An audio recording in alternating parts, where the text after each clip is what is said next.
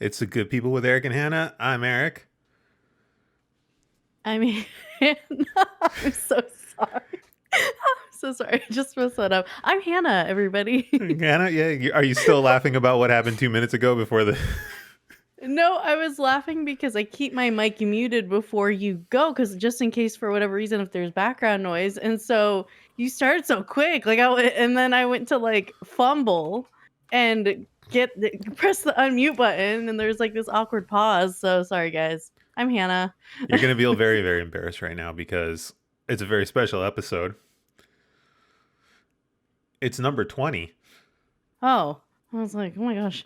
It's number It's 20. like, We made a milestone. We're at another milestone. It's episode we're 20. at a milestone. Well, granted, Wait, what episode did I start on? you started Was it, like- on... Good question. Was it like 11? I think it's 11. So 21 will be your 10th episode. So the next one will be your 10th milestone one. No, technically you've done 10. No, technically I've done 10 because that was your first episode ever. Yeah, so technically you've done 10. So you reached the Hey. milestone too. Hey, You would think to go. turn your mic off after 10 episodes, huh? Or turn it on after 10 episodes, but Uh, it's a good day. We're going to be in cruiser mode today, huh? We're in cruising mode? we're in cruising mode today. We're in cruising mode today. All Yeah. right, so... We were supposed to, real quick though, we were supposed to open Christmas gifts today, but UPS Thanks, UPS. didn't Don't give worry, they're going to Eric turn his into they're going to turn into Valentine's Day gifts by the time we're live again. There'll be Valentine's Day gifts. I know. No, they're still Christmas gifts. Hannah is not my Valentine. No, his Valentine is in chat right now. Mine's at work. Does that work? Ah. How was your week? It was. I feel like it flew by pretty quickly. I'm tired. I mean, I feel like every episode I come on here, I'm like, I'm tired. I feel like it's a default answer. You're tired. It's okay. We actually do these fairly early. For you, it's normal. For you, it's early. Yeah. For me, it's like I'm already like I've had my coffee, my breakfast. I've settled a little bit. Right. Yeah. Where me, I'm the one that kind of like gets up and, oh, I totally forgot to change the screen. Oh, did you? I forgot to change the scene. There we go. It's okay. It's okay. I totally forgot to change the scene. I don't feel so bad about forgetting to unmute my mic. It's early, folks. It's early. It's early. Oh, I totally forgot to change the scene. Okay, so we're off to some fumbles this morning, but it's okay. It's episode okay. 20. We're allowed to Yeah. make some mistakes at this point. Stuff's going to happen. exactly. But no, so like for me, you're up, it's like 1 p.m. over there right now. So it's the afternoon, whereas me, Yeah. it's 10 a.m. And I'm like, I get up at about 8 and I clean the place up. Like I get the stuff out of the way and all that stuff, make the bed, yada, yada, yada. And then I go and I make some food real quick. And then I eat it while we're doing our check-in. And then I do the check-in and then we go live. And so for me, it's about a 2-hour gap that I have to get everything done. Oh, okay. Which is I totally... woke up at 8, but I had several hours. So I was like, Like, yeah, you got up, rolled out of bed, you know, opened the windows, like if read it's your cold books. outside. read your books, all that good stuff. Yeah, so my week was good. How was your week? It was pretty good. It wasn't terrible. Work's going back into full swing. So like we're getting to that point of the year where like stuff starts getting done. Budgets are coming in and, you know, money's being spent, etc. So it's been busy. For those that don't know, I do IT for a legal company. And we're going to start picking up steam pretty soon because, you know, everyone starts suing everybody. Come January, come February, everyone starts suing everybody. On that note, too. After the holiday. on that note, too, I got the dreaded mail in my letter, or I got the dreaded letter in my mail that everyone dreads. What? I've been asked to go serve my civic duty. Is this your first time? No, God, no. I've done it at least 3 or 4 times since, you know, I was of age, but I dodged it when I moved to LA. I dodged it for about 6 years. They never got a hold of me. Wow. And then out of nowhere, I was like... Is it federal court or is it like, you know... It's like Los Angeles okay. County court. They called me in for federal court when I turned 18. I was Whoa. fresh, like, I was 18 and I was like, "Dad, I got jury duty." And he's like, "This is federal court. Like, this isn't like That's like some FBI related traffic stuff. I know. But I went and then I had to wait several hours and then I wasn't picked. So It's like FBI level type stuff, right? I know. I was like, "Come on, I just White turned collar 18." crime. I don't know. Like I feel like it's a big waste of my time. Like I could be doing so many other things right now. But like Well, you could bring like your laptop and like, cause they have Wi-Fi and stuff there, and right, but it's yeah. still. And then there's the fact that although my old job didn't pay it, but this job pays it. So probably, maybe it won't be so bad. Don't you have to pay it? Like, don't jobs have to pay that? California, they just have to give you the time off. They don't have to pay you for it. They just have to give you the time off to go serve. Oh, So if you it do have must a be a state company that thing. pays it, a lot of companies will pay like the first day. Mhm. But if you get stuck like on a week long like case or whatever, yeah, you're kind of stuck. Okay. Some companies do it. Mine, fortunate enough, like we pay up to 10 days. So Oh, granted, hopefully I don't get that's some pretty like good. OJ level murder trial that takes weeks. I'll be If you okay. go like missing all of a sudden, because like I think it's like if you get something like that, it's like no contact, because it Hmm. can't be like biased, right? Like you can't have any news media or That's which is crazy. You know me, I'm very opinionated. I'm yes. very opinionated. I'm actually very logical. So Mhm. I don't know if anyone would really want me on a jury. I feel like they would pick you before they pick me. I really think that. No, no, I because think you're so. easily you can tap into I I can tap into your emotions very easily and get you thinking emotionally. But I don't know if they necessarily want that. I think they want someone that can look both sides, like, and you're more logical. I mean, I'm logical too, but I'm more like you could sway me a little bit, like, and so they need someone that's gonna be like, okay, despite how I feel about this situation, I have to look at the facts. Whereas I would be like, I feel this type of way. I don't like. Or if you think about it, it could be like they look at me and they'd be like, "Do you think this guy didn't?" I'll be like, "If he's here, if he didn't do it, why are we here?" You know? And then on top of that, okay, if he really didn't do it, he wasn't smart. He was dumb enough to be in the wrong place at the wrong time. So again, why am I here? It's like one of those type of Yeah. things. But it's interesting, I guess, but I feel like it depends on the case. Like for you, if it's some like my mom got stuck on one time where it was like a patient, like a doctor patient thing, and it was a Oh. child or something like that. So like they tapped into her emotions very well because she's a mother Yeah. and, played right in their hands. But aside from that note, have you played any video games lately? I have been on a Sims 4 binge again. Sims 4 is one of those games that like am played The Sims growing up, like the original Sims, but nothing has been able to, out of all the games, nothing has been able to capture me quite like Sims 1, 2, 3. 4, 1 is probably the one that I just lost myself in because you're a kid, Yeah. right? Despite how the graphics look at the time, I was like, "That's the best thing in the world."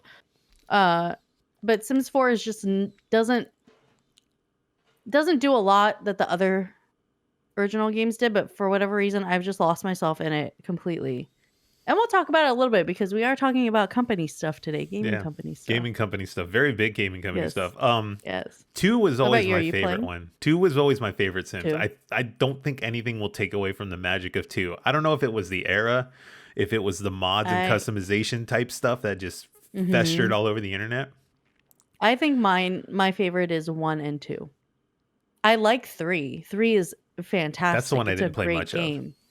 But 1 and 2, it was like that's what started the series, Yeah. right? Two And has this thing. I think EA acquired Maxis around Sims 3, I Something like think. that. Two just has this special thing about it. I don't know what it is. Yeah. Um, I did that. I'm almost done with Horizon Zero Dawn. I'm getting ready for Oh, tell me Horizon. about that. I'm getting ready for Horizon Forbidden West. I've almost platinumed the base game. I'm like Okay. 60% there. I've just got a bunch of the like I just have a bunch of the grindy looting task, like find all of Mhm. these, find all of those. Like that's where I'm at, and Mhm. then I can go and finish the game on the last thing. I've done most of the hard Okay. task. So I'm getting there. I'm almost done. Are you playing on console or are you playing on I'm PC? doing it on a PlayStation 5. I got it like on one of those cheap like PlayStation sales. Oh, okay. Because I And have it on PS4. I just haven't played it it's a yet. fantastic game, and I feel like a little guilty with myself knowing I missed out because I think the thing that happened with Horizon is it came out when Breath of the Wild did. So it was just completely overshadowed by Zelda and the Switch.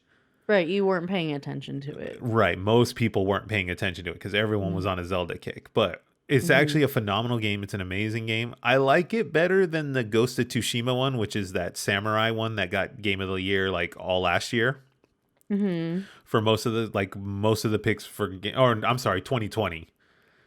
For 2020, I keep forgetting, but like for 2020, a lot of people picked Ghost of Tsushima. It was a fantastic game. It's very that one's very cinematic, which I can Mm-hmm. appreciate, but I think Horizon just has more More stuff. for you, like It's more more for you to new do. stuff to explore. Like it's more concepts that Mm-hmm. are new, like robotic dinosaurs and stuff like that, which just Mm. intrigues me. But I'm working on Horizon Zero Dawn. I've been working on Little Nightmares 2, which I'm I love the very first one. oh, That was such a so good fun. game. Working on Mm. Little Nightmares 2, and then when I finish Horizon, I'll probably go work on God of War because then we have the new God of War that comes I think in February also. Really? I didn't even. That's the problem with not being on the internet anymore. I don't know when stuff comes out. But the God of. I've never. I played the first God of War and I found it very difficult. I'm like talking I about like the think old oh, the PlayStation. old PlayStation ones. Yeah. I mean, I know it's not meant to be easy, but I just I got to points where I was like, forget, I'm not even gonna waste my time with it. And then I got like the regular like the current God of The War, PlayStation 4 God of War, the the reboot, PlayStation yeah. 4, and I played through it and then I got distracted. So Oh I'm like no. pretty far in my playthrough. So maybe I just need to go back. I don't know. And then everyone is excited about this Elden Ring. Someone was telling me about it, but I don't know what it is. So it's by the people that do it's from Software. They're the ones that do all the Dark Souls and Hmm. Soulsborne type stuff. But I think it's partially written by George R. R. Martin, who does Game of Thrones. Oh, So it's like this big epic thing. okay. I think it's Is open it world. open world? Someone in the Yeah. chat can correct us here. If you're watching on Twitch right now and you're in the chat, It's you can not an correct us. MMO, right? Though it's like No. an RPG strictly. So someone in the chat just Oh. said Martin wrote the lore for the world. So he's Oh, basically but wrote he this. won't finish the final book He won't of finish the Game Game of of Thrones book. He's still got two more to do, Thrones. and he's not finishing them. Damn it! Okay, But well now you've sold me on this. I don't even know anything about it, but I love fantasy, that so one's up your alley. Like Elden Ring will be yes. up your alley, so you might want to grab that one. But like, yeah, it's going to be a big couple months for video games. Like the big stuff starting to come. Okay. This So is fire up your exciting. PlayStation. Are you still hunting for a PlayStation 5? I I know. am still hunting for a PS5. It's been crazy. You It know, has been you'll like get one. I haven't looked up anything as of recent because I'm like I figured people that didn't get them on Christmas are all gonna rush to get them right now. Right. And I'm like, eventually, when the timing's right, it'll come. We'll be able to get it, but You're I'm going to still be looking. Like if I run into a link and I have to stand in a queue, I'll do it. Or if I see one at the store, I'll get it. But I'm not I feel like searching you're actively. I feel like you're one of those ones that's going to be lucky and just find it sitting in a case at the right place, right time. I know. In a Target or a Walmart or whatever. It's just going to be sitting in a case and you're going to be like, "Oh, Hmm. The day, I think it was like the day before Christmas. Yeah, it was Christmas Eve. Dustin went into Walmart and he's like, "There's an OLED Switch sitting here." And I was like, I was thinking about getting him an OLED Switch because I could not track yeah. down the PS5. Luckily, I didn't get him the OLED, but I was like, if you want to go get it, I will give you some money and it'll be a partial gift because I had already spent a lot of money on his gifts. Oops, sorry. I would Like like an knocked the OLED mic Switch." over. And he's like, no, it's okay. But like he said, there was just one sitting there out of Walmart, like of all places, because a lot of people were buying up the OLEDs, the PS5s, the Xbox. Yeah. So I saw a couple of the OLED switches during Christmas, like just hanging out in a case, and I'm like, this is odd. it I seemed thought weird to me. it Like, seemed weird to me, but who knows? But yeah, PS5s. Xbox Series X's, like Series X's, not the Series S or whatever. Series X's, Right. PS5s, graphics cards are impossible to find right now. They were impossible to Oh, find for the past especially 6 months. But on top of that, especially graphics cards. ugh, I need a 3080. Someone help me. But I finished my book. I finished the Sellout book that I talked about the last podcast. Yes. Very, very I saw you nostalgic. rated it 5 stars on Goodreads. Follow Oh, us on Goodreads, everybody. yeah. Follow us on Goodreads. We're starting to make that a thing. Um, awesome book. Fantastic. It brought so much nostalgia to the point where I actually went out, or not went out, but I went to the shelf and I started pulling some of these records back out and started listening to them again because I knew most Mhm. of the stories, but because most of these records came out pre social media. So you heard Right. about the stories but you didn't know the depths of the stories and like just Mhm. from words in the scene and people talking. And then now that you get more nitty gritty into the stories and you hear more about the backgrounds and stuff, I went back and I listened to a lot of the records again with different ears. Right. And one of them I did go listen to again was the first My Chemical Romance record, not Three Cheers, the The one before it. not the one before they became Yeah. like Yeah, mainstream, the right? Eyeball Records release. And I was like reading about it, and I found out that from the band Thursday, their singer Jeff Rickley produced the My Chem record, the first one. So I went back Oh, and I nice. listened to it and I'm like, this sounds a lot like Thursday because Oh. I can hear all of Jeff Rickley's like style and production and everything in the first My Chem record. Fantastic Mhm. record. It might I don't even think I've as much as I love my chem, I don't think I ever listened to the first record ever. take a Or minute, fire up the Spotify and go Mhm. listen to the first record. It's really, really good. Now, Mhm. and then I was telling you about how, like, the way the book is written, it talks about the band's major label release, the first major label release, Yeah. and really only about that release. So some of the chapters naturally end on this cliffhanger because they don't get the headway they do until, like, the next record after that. So that's what happened with Right. My Chem. And it ends the chapter on, like, this record was going to be this, but it ended up being the Black Parade, and then the chapter just ends. Wow. Because it's kind of like that. The rest is history type deal. And Mhm.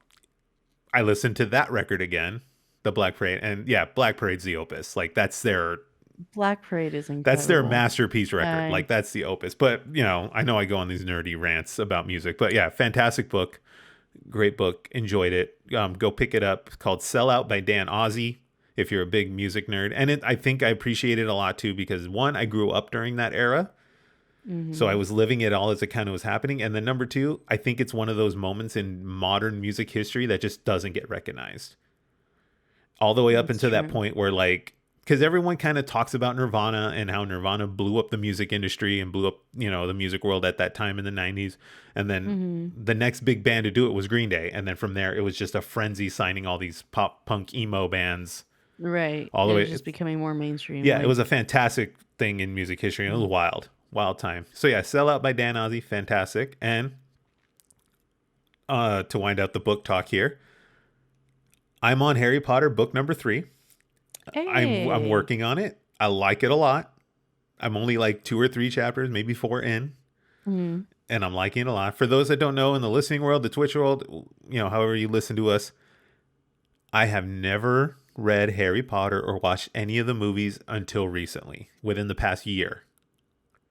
Never saw a Which was movie, shocking to never read me. a book. I am almost 40 years old. These books have been around for 20 years Mhm. because they came out when I was in high school and never read one.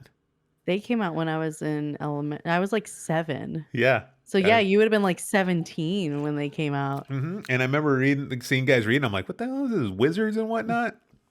You know, but I still stand by the fact it's Star Wars with wizards. I think that's why I like it so much. But it's Uh, getting good. so so you finished 2 books. I finished my one finally. Yeah. My first book of 2022. Yeah. Yeah, I guess Game of Thrones, because I did finish Game of Thrones book Oh, number 2. So I guess that does count. I finished that in January. so you finished 3 books in total so far. I think it's 2. I think it's 2? 2. Yeah. I Okay. finished the Game of Thrones. I finished the Sellout book, and now I'm on Harry Potter.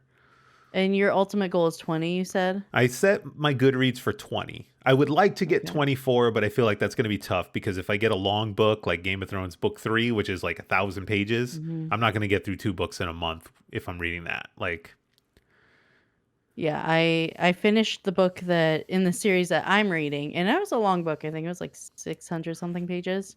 And I remember a discussion you and I had where you don't like to continue on with series because you get burnt out, so you Mhm. need something in between. I started to feel the burnout.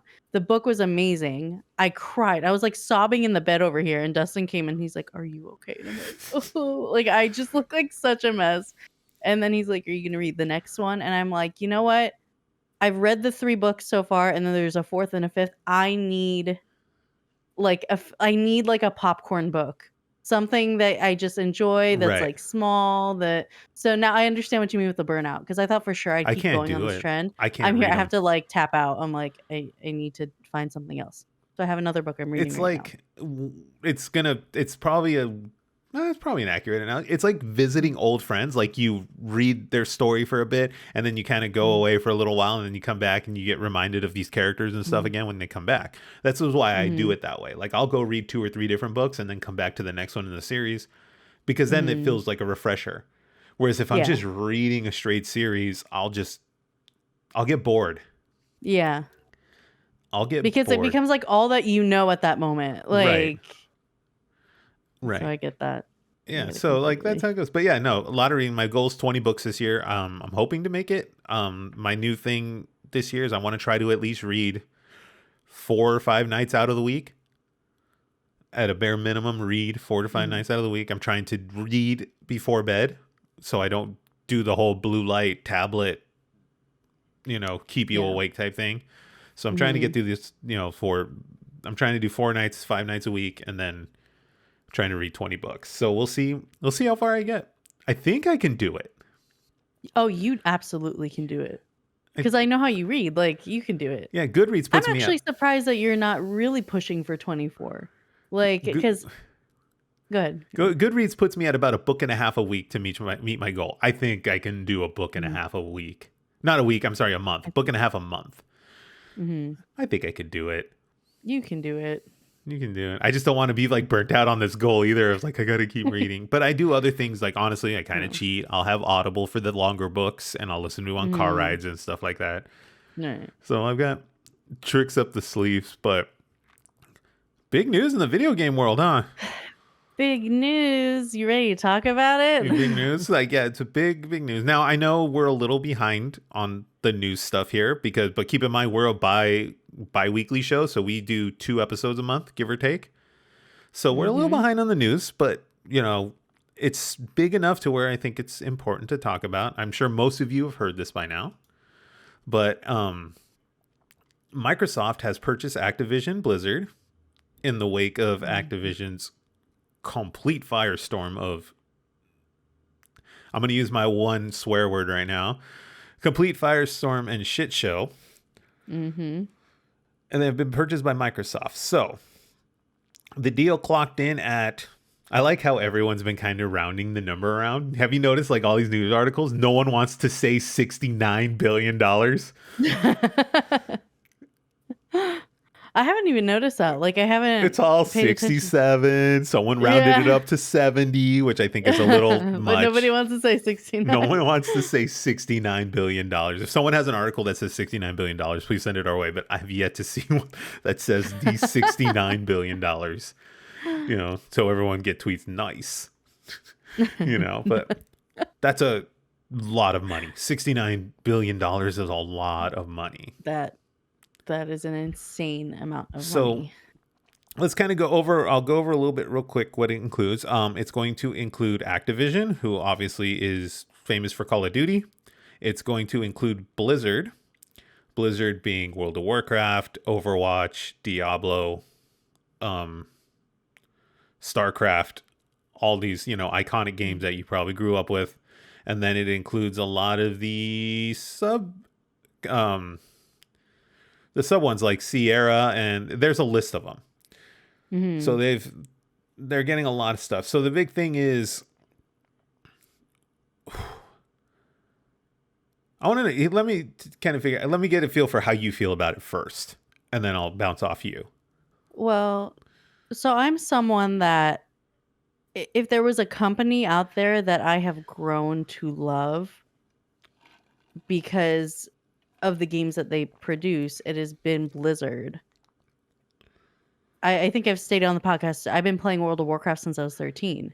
I told Eric in the meeting that we had the other day that my clocked in hours, last time I checked, and this isn't accurate, but like it was around this, it was like 144 days of playtime. So I'm someone that has clearly invested a lot of time, a lot of energy, a lot of emotion into like this game that I obviously love, right? So for me, I'm looking at it as like a gamer, but also someone that like has had a lot of loyalty to Blizzard, right?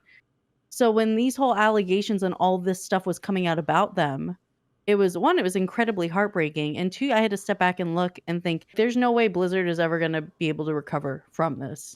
All these horrible allegations, all this crap that's going on. And so I was shocked. I wasn't even shocked that Microsoft purchased. Honestly, and I feel like it was probably necessary. So what do you think? What did you think actually was going to happen before Microsoft came? Because I know we really didn't touch on the whole Blizzard Activision thing. We Mhm. mentioned it and we kind of like, sent our condolences out to those individuals because I know it's very, very personal to you. Like if anything identifies your gaming career and your gaming loyalty, it's to Blizzard and World of Mhm. Warcraft and all those things because that's what you grew up on, like you said. So like what Mhm. did you think was going to happen to Blizzard? Like, Honestly, I thought that there was going to be CEO removal. mhm, I'm like, at this point, someone's got to go. right, I thought there was going to be. I mean, it's hard to really like guess what I was trying to predict because I feel like we've seen this so many times in the industry that has there ever really been a result at the end of it or like right. actions steps taken? So I assumed at least if anything there would be boycotts, there would be a removal of a CEO, there would be removal of like main people like that sat in like the head The head, yeah, seats and the C, everything. they're called Uh, the C level suites, so C level right, management, the yeah. big staff. More allegations were going to be coming out against like people that worked there. Um, I figured that it was just going to crumble. I didn't know what that meant, but I was Hmm. like, Blizzard is just going to fall, and at this point, it has to be rebuilt. But I didn't know what rebuilding even means with a gaming company of that scale. Like, we're Right, not talking about like a small indie company. We're talking about a massively gigantic company. right. It's You that thing. It's know, like Rome fell, but it like never really got rebuilt. right. And so I don't even know what I was expecting to happen. I knew if anything on a gaming level, I knew that okay, there's going to be no content coming out. Like the games are going to suffer, subscriptions are going to go down, like people aren't going to play and I expected that. Like and I think I read an article that said Warcraft had lost millions of Their subscribers peak, after I the think, was 14 or so, 12 to 14 million or Mhm. something like that, and Right. now it's down to like 7, Mhm. maybe even a little bit lower. It was a massive It's at least drop though. 50%. It's a 50% Right. drop, which is massive. It is massive, and so, I mean, I haven't played WoW since the stuff came out, since all the allegations came out, but I remember looking at it and I would think, like, when when is it okay to come back? When can Blizzard prove to us that there is change within a company? Because it's easy to say that you've changed, right? Right. "Oh, we got rid of all the head people, we did this, we took out the people and, we're gonna restructure," but what does that mean? What does that look like? Right? Is there a right way to do it? Or has their reputation been completely tarnished that at this point it's Right. unsalvageable, you know? I think So I'm not surprised about Microsoft, and I also think it's necessary, even though I have hesitations. But right, as a gamer, which not as a is person that's looking at this ethically, as a gamer that loves the games solely as the games, there are concerns, but you know, I see exactly what you're getting at and it's kind of thing. So mhm, like you said you didn't touch WoW for a long time. I know you still kind of dabbled with Overwatch because that's what you and your sister play and all that kind of stuff. yeah, There was a lot of stuff roaming around like on social media and all that, our favorite mhm, social media that where it's just saying like, playing these games is bad. Like, look mhm, at what this company's done. Playing's bad. It's wrong. You're supporting everything. mhm, Da, da, da, da, da, da. That's a hard pill to not only dish, but it's also a hard pill to swallow. It's weird. yeah, it's like damned if you do, damned if you don't, because you obviously want to support these people that, had to suffer through this kind of stuff.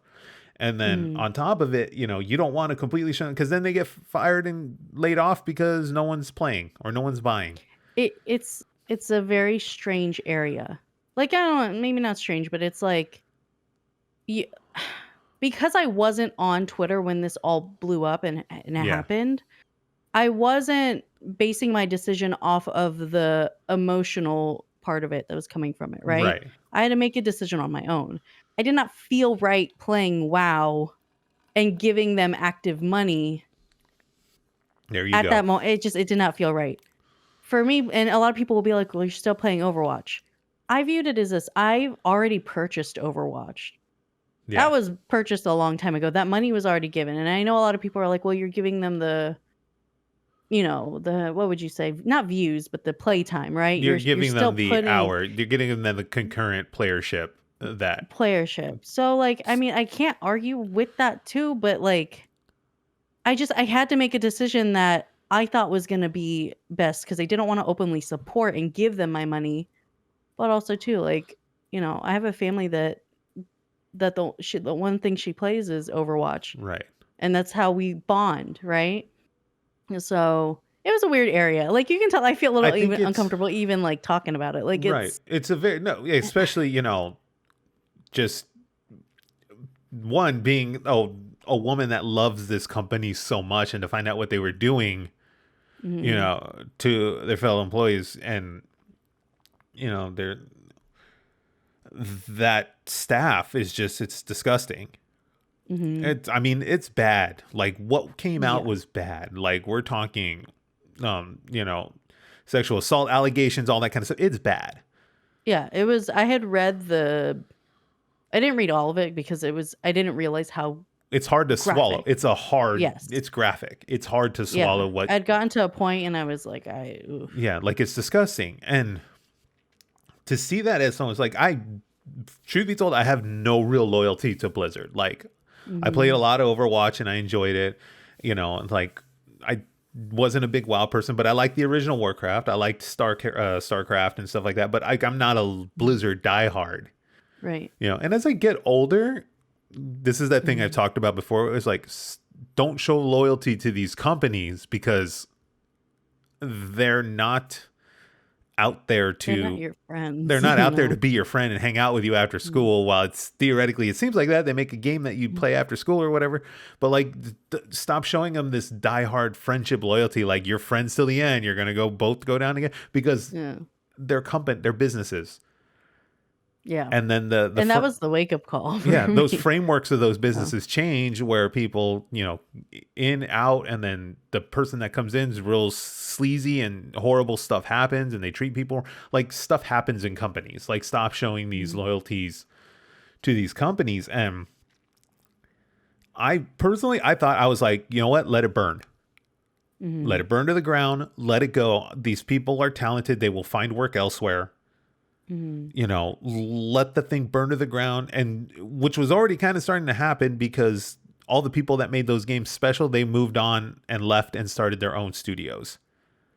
Oh, yeah. So, like, it's that the framework was already changing, and Mhm. Blizzard was always seemed like kind of a second thought to Activision, because let's be realistic. We look at Activision, their thing is COD. Yeah. They crank out a Call of Big Duty time. every year, and et cetera, et cetera. That's their bread and butter. That's their primary focus. Mhm. And to an extent, Overwatch for the Blizzard end, Overwatch is probably the other main focus. But the other games that people love growing up with Blizzard, Diablo, that's all second fiddle. It's all I backup would say singer. World of Warcraft is up there. I would say Mm, I would think World of Warcraft's above. I don't know. no, there's way more people playing Warzone and Call of Duty than there are World of Oh, Warcraft. yeah, no. Warzone definitely, but I'm talking about against Overwatch. I think World of Warcraft might be above Overwatch. But I In don't the know. Who in knows? the prime, in the Overwatch's prime, I think it was outdoing World of Warcraft. But then again, World of Warcraft's a what, 12-year-old game, 13-year-old game. I started playing when I was 13 and it was released when I was 12. So I'm 29 now. So Yeah, it's been out. Yeah. it's about 13-year-old game. So it's so the Microsoft thing. So let's put this into some perspective. Mhm. $69 billion to pay for Call of Duty, Mhm. World of Warcraft, Overwatch, all that kind of. So I'm gonna give you some comparisons here. So this is all just for some frame of reference here. Our favorite mouse, Disney, purchased Marvel, the whole Marvel Mhm. universe, the comic books, the Uh, movies, the characters that they still had rights to, minus Spider-Man and X-Men at the time. mhm. They paid $4 billion. Oh my gosh, seriously? Disney paid $4 billion for Marvel. 50% of the superhero market. You know, I mean, it's not 50%. There's other superheroes other than, but Right. like, but the big two, DC and Marvel are the big two. Yeah. So Disney buys Marvel for $4 billion. Um, Here's another frame of reference. They bought Lucasfilms, the Star Wars Empire, the characters, the lore, the movie, Mhm. the soundtracks, the rights to all of it, along with Indiana Jones and any of the other sub properties that were under Lucasfilms. They paid Mhm. $4 billion for that. That seems so I mean, it's not small, but Right. like The compared to right. 68 to 70 billion dollars. Yeah. Like, do you see? Disney, the powerhouse of like the whole entire world, like Disney is the powerhouse of media. Like, yeah. they are cash, okay? If you want to talk about wiping your ass with hundreds, there's rolls of hundreds where people wipe their ass at Disney. Like, it's literally the mecca of, not mecca, but it's literally the powerhouse of media. And they're paying $4 billion for Star Wars and they're paying $4 billion for Marvel. Like, talk about drastic discounts. That's crazy. And look at the investment that paid off. Like, Star Wars is booming on Disney Plus, their Mhm. subscriptions like crazy, like it's paying off. The movie's already Mhm. made back the original debt, The- and then Marvel on top of it. We all know what happened with Marvel. So yeah. Disney, Right. so the question is, it's like we're talking $69 billion to buy Call of Duty. Because let's be realistic, Call of Duty's the moneymaker in that thing. Is Call of Duty worth $69 billion? That's the Well, also the thing too, how many I mean, what's the percentage of like how many people are actually gamers, right? mhm. Like I would say like when you're dealing with something like Disney, the probably a majority of people watch movies. Right. Not and I wouldn't even say majority of people play games. You're The dealing with a line, the very fraction, or the specific group of people. right, the comparison of, like, the amount of people that line up to watch a Marvel movie on a Friday night versus the people Right. that line up or to play Call of Duty on a release date is very, very drastically different. Right. You know, which is, it's insane. Like, I'm still wrapping my head around the number. That's just crazy to me. It seems like it's like a wild purchase. Like, okay, See, like when you were giving me the numbers, I'm like, that's a lot of money. But I'm yeah, like, I'm sure people have bought or like companies have bought things for more. Like, if you would have told me to guess the whole Marvel thing, I would have been like, oh, 100 billion. Like, just because I know the 60, impact, 60 the society billion, impact. 60 billion for Marvel would make sense. Yes. 60 billion for, I don't know if Star Wars is worth $60 billion, but hmm I see Marvel worth 60 some odd $1 billion. Yes. Oh, absolutely. How much did they buy Fox for? That's the other question, because remember, Disney bought Fox. Oh, yeah. I remember that one So too. Maybe let's Disney just needs to buy everything. no, we don't Microsoft want that. and We're going to talk about that. We're going to talk about that in a minute here. So how much did Disney buy? Okay, so Disney bought Fox for 71 billion. That makes sense jeez.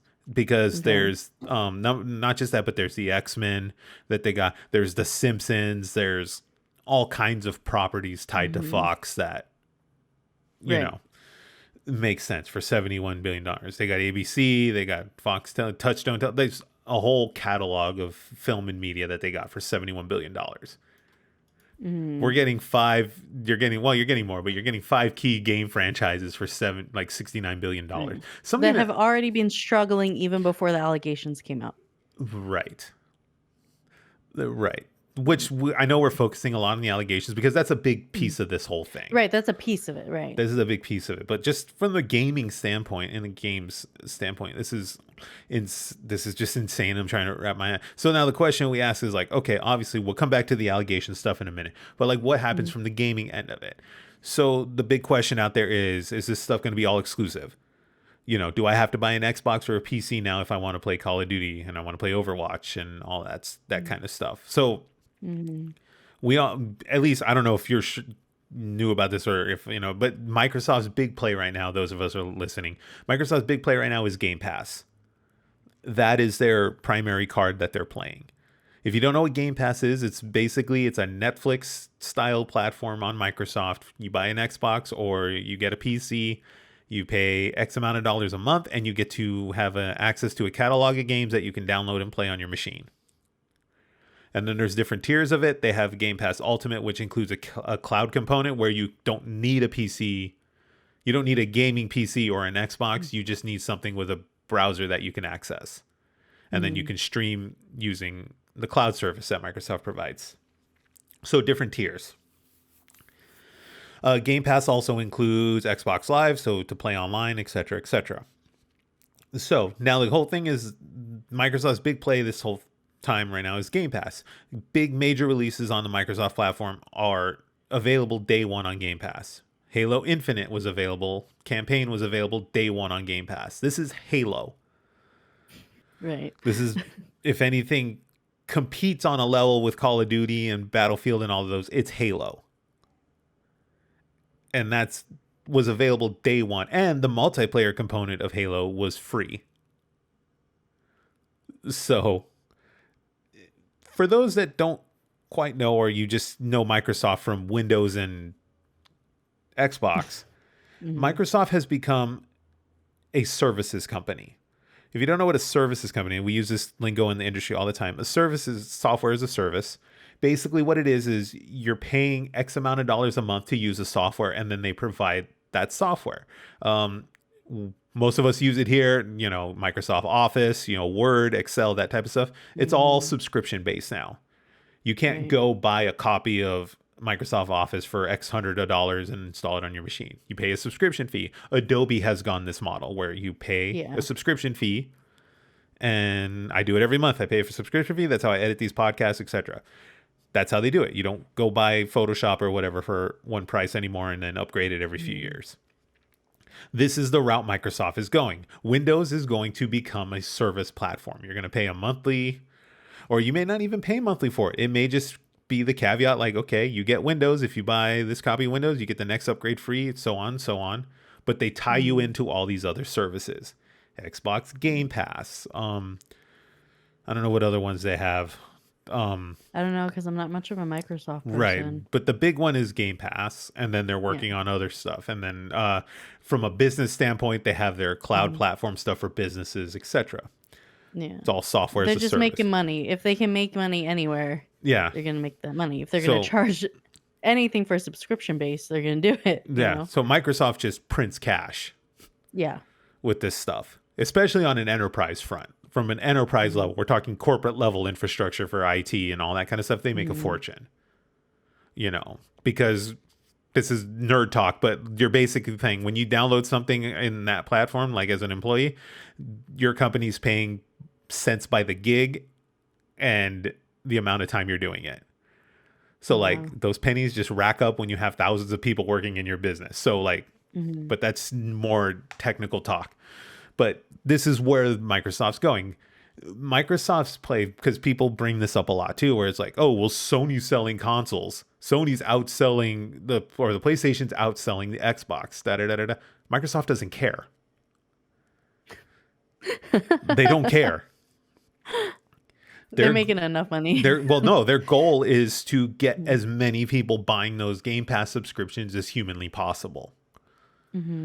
Because this is going to be the Netflix model, because we'll talk about this in a moment here, but I guarantee you, as soon as they get enough people on it, the price of Game Pass goes up, Because right now it's cheap. I think it's 10 to 15 bucks a month depending on the tier. 10 to 20 bucks a month depending on the tier.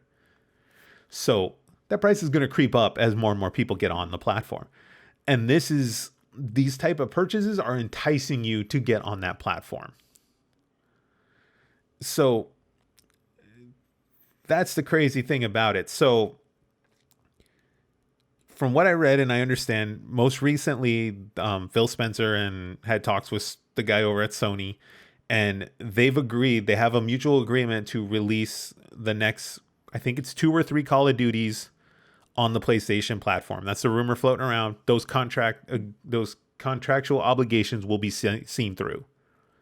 Okay. So you'll get Call of Duty on PlayStation, at least for the foreseeable future. What happens after that is all up in the air once those contractual obligations are done. Because most of these deals go for years.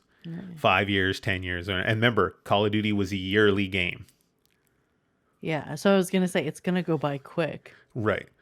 I'm not a COD player, but I feel like every time I turn around, it's like, Justin's like, oh, a new COD game. I'm like, didn't one just come out? Like... Right. Which is a question. That's another question that's going to be online, because Microsoft does things differently than Activision does. So, it was several years between Halos. So that's the other question that gets thrown into the mix here. So what do I think is going to happen? Obviously, I think this stuff's going to become an Xbox exclusive. It doesn't make financial sense to pay that much money for it to keep sharing it. Yes, it will make a lot of money on PlayStation. Yes, it brings in tons of funds. But if their goal, which I think it is to just sell Game Pass and get you to buy an Xbox and Game Pass, there's a reason they do cheap Xboxes, the Series S or whatever, that's a couple $100. Yeah. It only does 1080p, yada, yada, yada, but it plays all the games, but it does Game Pass. Right. $200, slap it on your TV, sign up for your Game Pass subscription, boom, you're gaming. It's their moneymaker. It's their easy moneymaker. It's an easy moneymaker. It's an easy business. Personally, myself, I'm intrigued by it. I've been on a trial for like the past month. And it's very, very intriguing to just be able to go and download it and play. It's almost like a lending library where you're like, I don't like this game. And then you uninstall it and then you go try a different one. It makes a lot of sense. So let me ask you a question. I just thought of this. Go for it. Do you think something like this is going to cause problems for like Steam? Like, because with Steam we buy the game outright as it is, right? Or do you think we're gonna see Steam suffer and have to change their model in the future, or something similar? Or what do you think? I don't think Steam is really a Microsoft competitor. Steam is a whole different beast in itself, because Steam itself just dominates PC game sales. Right. Like, Steam is a beast. Okay. So I don't think, because there's that market to that. There's that market that's not going to want a subscription. Right. There's always a market that doesn't want to pay monthly for everything. They're just going to want their games as it is. Right. They're just going to want to go buy their games, put them on their thing. You see it with Nintendo. That's why Nintendo hasn't done this. People go and they buy the games, they play them, they put them on their shelf, and they build a little collection. There's always going to be that market. It's a dying market. Okay. But I think there's always going to be some kind of incentive for someone that does not want to pay a subscription. Whether they're getting physical or not, there's always going to be someone that goes, I'm just going to go buy it on Steam. I don't want to pay monthly for it. Right. And they're going to go put it on Steam. I think that's in their best. I think the BattleNet thing, which is another thing that's up in the air. What happens to BattleNet? Yeah, what happens with that? What happens with all of that? I think as a storefront, I think BattleNet's going to go away. I don't see almost have to.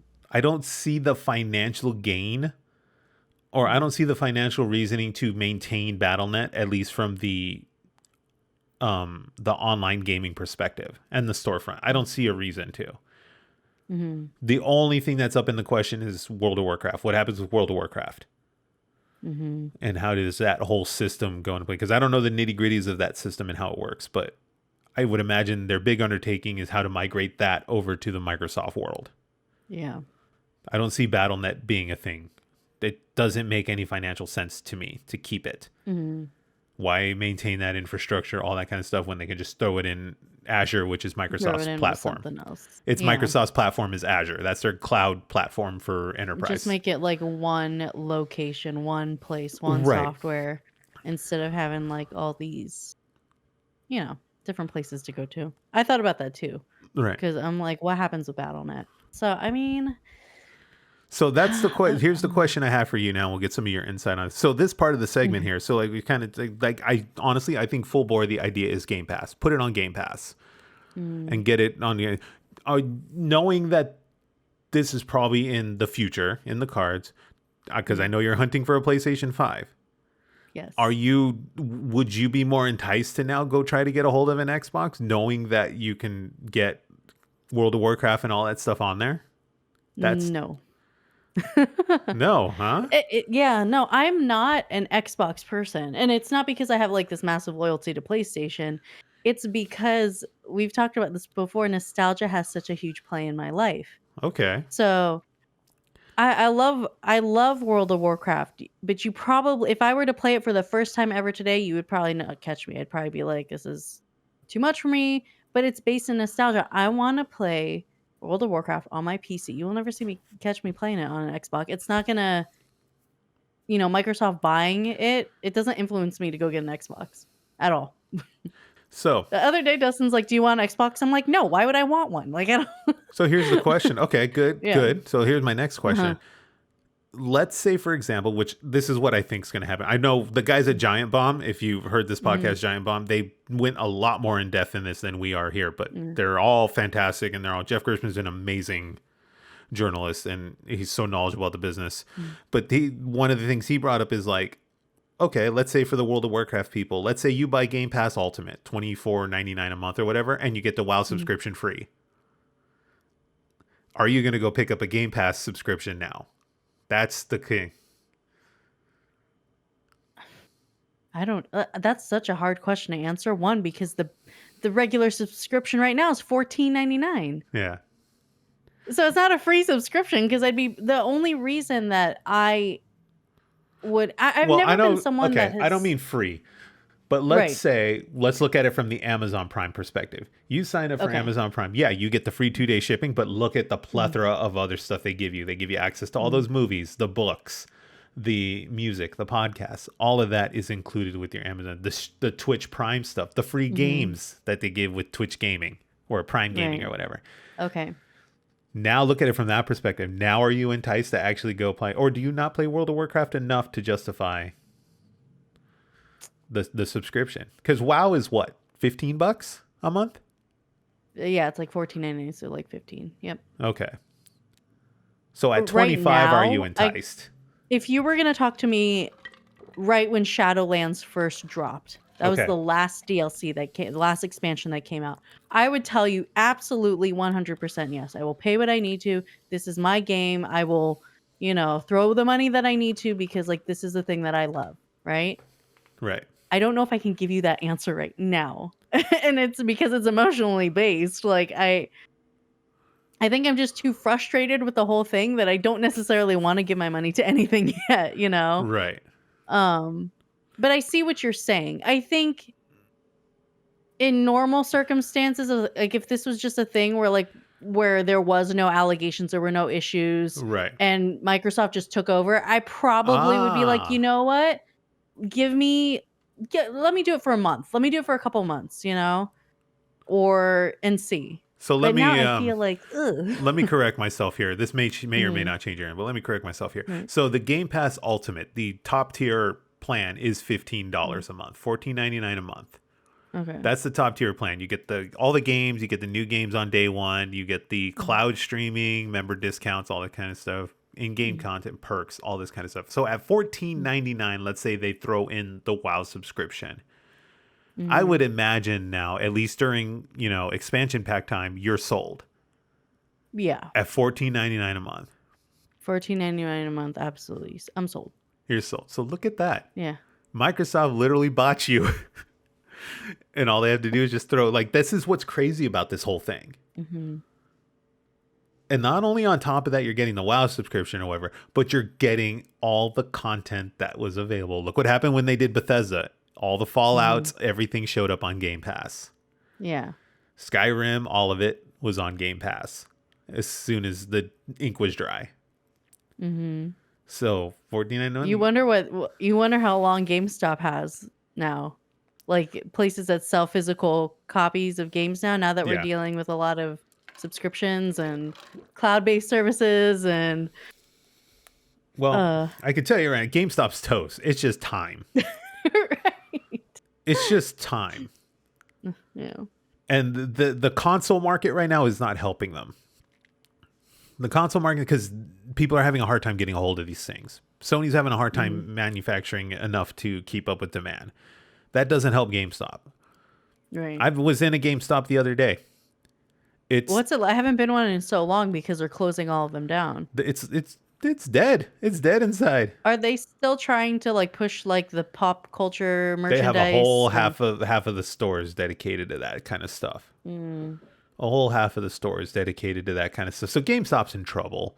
They're also trying to dabble into PC gaming now. They have their own line of PC gaming like products, headsets, keyboards. They sell Razer. They have like a Razer deal where they sell Razer products and stuff. So they're trying to get into that PC gamer market, but they can't sell PC games. What are they going to sell? Steam cards? No, they have to sell peripherals, which honestly, peripherals are big money. Oh, yeah. Keyboards, mice, all that kind of stuff. You know, you throw one of those big streamers up there wearing this new headset, GameStop has it, kids run and they buy it. Well, you see at Best Buy, too. I mean, what was it, like 5 years ago? You wouldn't see the influencer streamer culture in a Best Buy. I remember when I saw Avery, for those that don't know, Little Siha in a...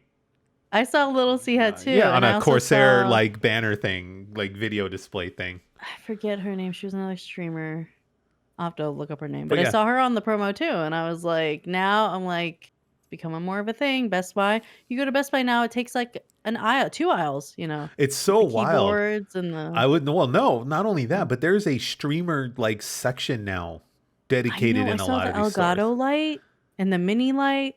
And I was like, oh, I went to, there's a store in California called Micro Center. I don't know if Florida has them, but you see them all the time in like PC I think in Builder. Orlando. You see them all the time. Dustin loves Micro Center. Yeah, you see them all the time in PC Builder TikTok. Like people going to Micro Center. Well, there's one in California and I'm like 45 minutes to an hour away from it. I go in there, they have a whole aisle dedicated to streamer like building and products. So like lighting, microphones, interfaces, all like audio interface, all the stuff we're using here right now. They have a whole market, like a whole aisle dedicated to that market, and it's all laid out and you can see it all and all that, because it's big money now. But you know, back to this, like, so like, yeah, you're sold. $14.99. I get WoW and I get access to all these games. You're sold. Yeah. Now the odds of me probably using all the other games, I don't know, but you know, they caught me. They got me on the thing. Here's what's crazy too. So like, I'm just gonna ask, on average, how many games does I know you don't buy as many games, but how many games does Dustin buy a month, give or take? Let me go back to probably when we weren't married. So pre-marriage, before budgets and all that kind of stuff. When we were living separately, when our money was a little expendable. I would say he probably bought a game a month, a game every couple months. Okay. So that's probably safer. At a game every month, $60 a month, and then he gets access to all this stuff at Game Pass for $14 a month. Yeah. If I looked at myself, I don't buy a game a month anymore. It used to be that. I don't do it anymore.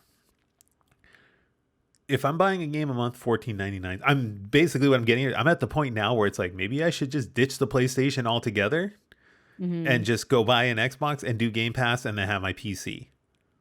Yeah.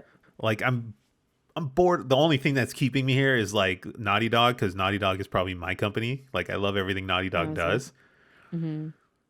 But then again, those PlayStation exclusives are too good to me. Like the Spider-Man, the God of Wars, the Last of Us, all that stuff, you know. Like it's too good. Now Horizon, like it's all too good for me to just be like, nah, I'm not going to get a PlayStation. All right, it's hard. But what I can say is it's probably going to keep me off. It probably have me less invested in Steam if I can try a bunch of games. Maybe that does kind of answer your question. Yeah. But then again, Steam has so much integration stuff going on right now with Steam Link and the app, and now they've got the Steam Deck, which is a phenomenal piece of hardware. I think we were talking about the other day, weren't we? Yeah, I want a Steam Deck so bad. Yeah. Someone $650, please. Sponsors. Sponsor Steam, send us one. But so that's the big thing. The other question too is like, is all of this even legal? Like, can Microsoft just buy another game company and be like, yeah, it's ours now? Like, is this government going to allow this? Oh, I didn't even think about something like that. Yeah, like, is the government even going to allow this? Now, if they don't, what happens then? The deal just falls through and it doesn't happen. Oh, okay. But I'm sure, again, these kind of these talk, there was like, we'll go rewind a little bit here. So there's this whole talk about, remember a couple months ago, Phil Spencer went on, not even a couple months ago, it was about a month and a half ago. Phil Spencer went on Twitter. Well, you're not on Twitter, but I'm sure you saw it somewhere where Phil Spencer said, oh, we're negotiating we're looking at, in recent allegations, we're looking at all our agreements and our relationship with Activision. That was Phil Spencer from Xbox saying that. And that was a month and a half ago. I don't remember seeing that. No. Yeah, that was a big tweet. I might have seen it and I just didn't. All these companies kind of came out when the allegations stuff, all these companies kind of came out. Nintendo too, saying, hey, this is unacceptable. We're looking at our relationship with Activision, Microsoft, Sony. They all did the same thing. We're all looking at a relationship. But Microsoft, being Microsoft now that we know the picture, we're negotiating all our relationships and stuff, and we're looking at all our relationship with Activision and Blizzard and yada, yada, yada. Remember, these deals don't just happen. It's not like they went to a yard sale. It's not like they went to the yard sale and Activision's like, yeah, we're for sale. Okay, here's $70 million. No, that's not how it works. These deals go on for months. Sometimes they're years, like a year in the works. Oh, yeah, this is going to take a while. Just because of think of all the legal, the legal stuff you got to go through. Like, it's massive. So, like, it's interesting. So, like, I guarantee you probably when that tweet went out, they knew what was going to happen. They already knew they were in talks to buy them. Yeah. No, everyone just didn't know the meat of that conversation, like what was going to be happening. Yeah, they knew what was going to happen. They knew what they were doing. So, like, is this legal? Like, what do they? They own Bethesda. They own Activision Blizzard now. Who's left? EA, Ubisoft, and Take-Two's. But then Take-Two bought Zynga, the Farmville people. Remember Farmville? Oh my gosh, I was on Farmville. Take-Two bought Zynga. So like that's it's like, so I think in that whole thing, Microsoft's going to argue there's still other developers you can buy from.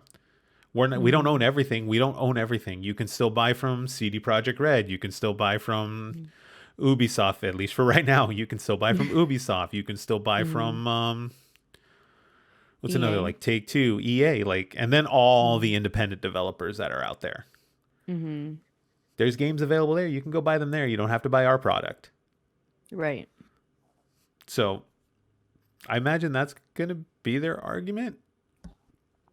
I guess we'll see. I don't know. I think so. I guess the one part we could talk about too is like, what about the quality of the games, right? This is a good question. Because we've seen this happen before, and I mentioned it briefly when I talked about I'm back on a Sims kick. Yeah. Your favorite Sims games, I'm pretty sure, someone is going to have to double check me on this, but I'm pretty sure EA purchased Maxis after Sims 2. So I think it was like Sims 3, Sims 4. I'm looking this up right now. Keep going. And the one thing that a lot of Sims players, like people that are so invested in the community, like they love these games. They love these games probably as much as I have loved World of Warcraft. Is that the problem with EA is EA's known for these dumb, like little microtransactions.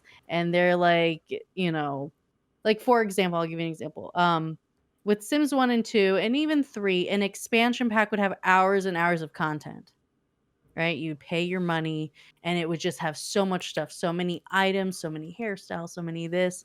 Now with The Sims 4, what you're seeing is, I don't want to say they're low quality, but you're getting like these expansion packs that don't have the same amount of like meat in them compared to like the older games.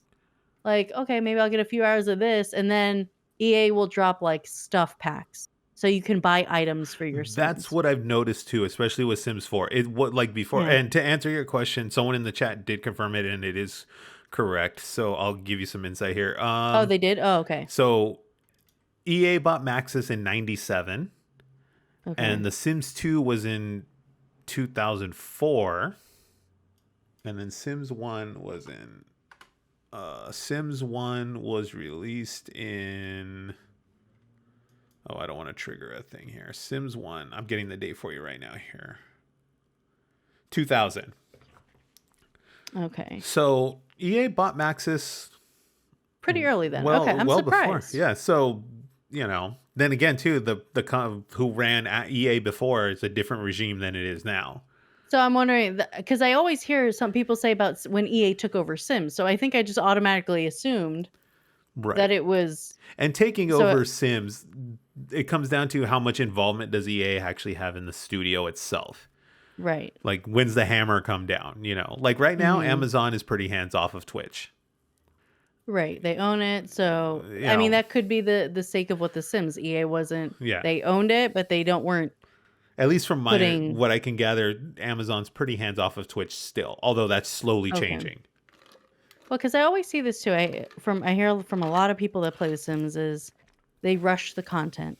EA is always rushing the Sims team to push out these expansions. Hmm. They didn't have enough time. They didn't have this, right? So I worry when you're dealing with big powerhouse companies that are coming into like these gaming communities, what about the quality of the game? Will it suffer? Right? So that's the one thing I'm worried about when you think of like Microsoft taking over for World of Warcraft. What is going to start to hurt, right? What gets affected? What gets affected?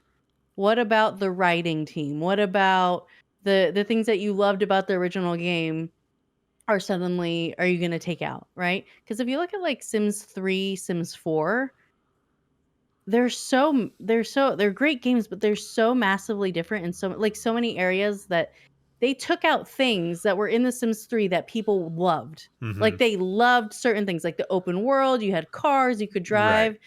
Sims 4, when Sims 4 came out, toddlers weren't even available. But they sold it to Pools. you in a pack for $29.95. Yeah, I was probably more because I don't know, and pools weren't even part of the game. That's I'm like, bad. you're gonna take. I'm like, If there's so, in my opinion, there's always Yeah. been two games that I Mhm. think benefit the most from a subscription model. Mhm. One is The Sims, and I'll let you probably take a wild guess at what my other one is, but I'll let you take a Would stab. it be like an FPS game or like a? No, I'll give you a hint. It's a cultural phenomenon right now. Someone Animal paid Crossing. $3.5 million for a box of cards that ended up being fake. Is it Pokemon? Pokemon would probably benefit the most from Mm. a subscription standpoint, along Right. with The Sims. You pay a monthly subscription, they just keep dishing out content. Mm. But both EA and the Game Freak company, remember, Nintendo doesn't own Pokemon. It's run by That's Game Freak. right. It's And owned by Game Freak. yeah, and they're, close ties with Nintendo. But they both know, especially with The Sims, they're going to buy the base game and then they're going to buy every expansion we crank out. And then, same with Pokemon. They get you to buy two games that are 95% identical, and then that 5% justifies you to buy the other one with it. Mm-hmm. Just because there might be one Pokemon that's not on the Right. one that you have. I was explaining this to my girlfriend yesterday, where I was like, Yeah. both games, they're about 95% identical. When you get your red and your blue and your green and your red or whatever, they're about 95% identical, with the exception of about those 5 or 10 different Pokemon that are only available on the other game. So it gets you to buy the other one. So instead of 60, you're spending 120 on release day. And it works. I God. was surprised by that. Like I've purchased Pokemon games and I'll see people like in line with both. Yeah. Well, what was the last one? Was it Sword and Shield? The 'Cause new I one know just came out on Tuesday. And Dustin was like, "Can I buy it?" And I was like, "You can buy it." Like That's so I need to find out if adorable. it's good or He's not checking in with his wife. Am I allowed to make this purchase? because rent's due in like 2 days. Did he come with the whole chart? Did he come with the pie chart versus like return on investment and happiness and like happiness levels, like a whole Well, theoretical study? he had asked he asked, and I was like, I'm like, you can buy it, it's fine. I'm like, but are the reviews good? I'm like, just make sure it's worth the purchase, because I know it's not a standard Pokemon game. It's not like Red, Yeah. Blue, Sword, Shield. But Sword and Shield, they were the last like of that standard Pokemon game that you're used to seeing. I'm trying to not buy Um, games, but like I'm not even the biggest fan of Pokemon. you Marketing bought I works. remember you streamed I streamed it a couple Pokemon Sword and times. Shield, right? Yeah. Marketing works because I Mhm. have no real interest in Pokemon. I'm not a big collector. They're okay. I Mhm. dabble in Yeah. them, but like I want to go to the store and go buy this new one. Really? I'm gonna have to check the reviews on it, because he's like, can we get he's like, we just need to get one physical copy so we can both play. And I'm like, I'm trying to not buy games. Like I'm not trying to buy games either. Like, I'm on my Sims fix right now, and I'm I'm like, trying to not buy games. I'm trying to finish Horizon. I'm gonna do God of War, and then I'll probably go buy the new Horizon or the new God of War first. Like I'm not trying not to buy games. I have too many damn games. But back to this whole the answer your question. Well, let's look at it from the other perspective. COD used to be a yearly game. right. What happens under Microsoft? What if Microsoft decides, you know what, this yearly thing isn't working? Let's produce more quality and let's make COD every 2 to 3 years. Then what happened? Mhm. You know, maybe it fixes. Maybe they fix the thing. And then there's a bunch of stuff other thing we didn't look at too is that, you know, what happens to the games, etc. What about the stuff that died under Activision? What if Nintendo or not Nintendo? Sorry. What if Microsoft's like, you know what? Let's bring Tony Hawk back. I know you'd love that. Yeah, You'd like be I love like, Tony Hawk. That last game was fun, which I'm right. so glad because Activision bought the team that made the remasters and then just buried it into Mhm. something. I don't know what it was. Oh, they put them on Warzone content or some nonsense. So that Mhm. studio went kaput. But now, you know, Microsoft owns Tony Hawk now. Here's a big one we're all missing. They own Guitar Hero now. I didn't know Guitar Hero was still like a thing. Guitar Like, Hero I knew was that under people could Activision. play it, but like, Yeah, Guitar Hero was under huh, Activision. And Phil Spencer has come out and said he would like stuff like this to come back. He would like to bring back Guitar Hero. that would be good. Like, you know, that would be fun. I mean, I guess the thing is, we're not gonna know until the ball gets rolling with It's going to take this about a whole. year. It's gonna take a while. It's going to take about a year for I all this can kind of only stuff. hope that the quality of the good games don't suffer, you know. But it's with the gaming industry, you just never know. You know.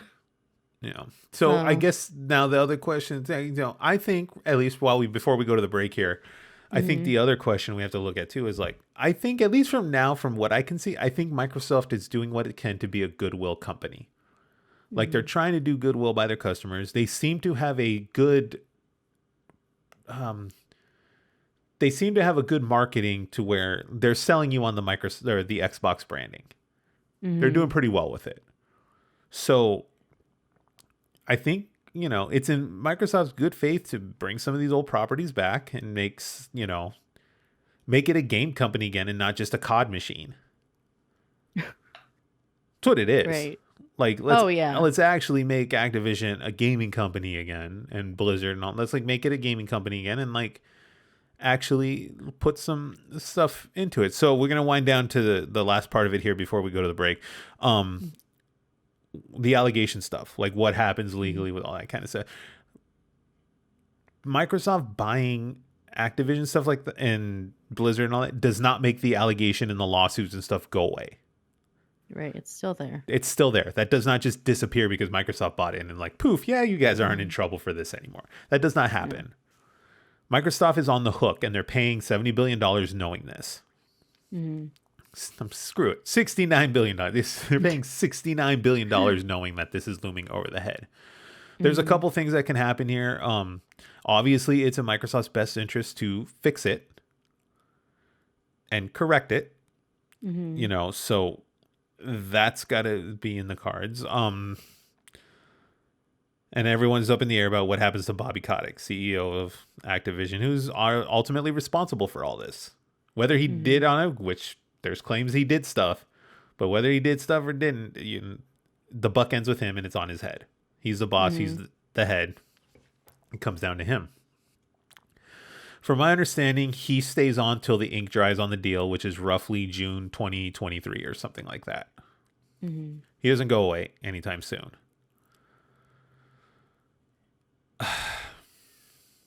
Knowing how business works and being through several acquisitions myself, very rarely does someone just disappear on day one. Yeah. Because I know a lot of people they're demanding that. Right. There's always a transitionary period when companies change over.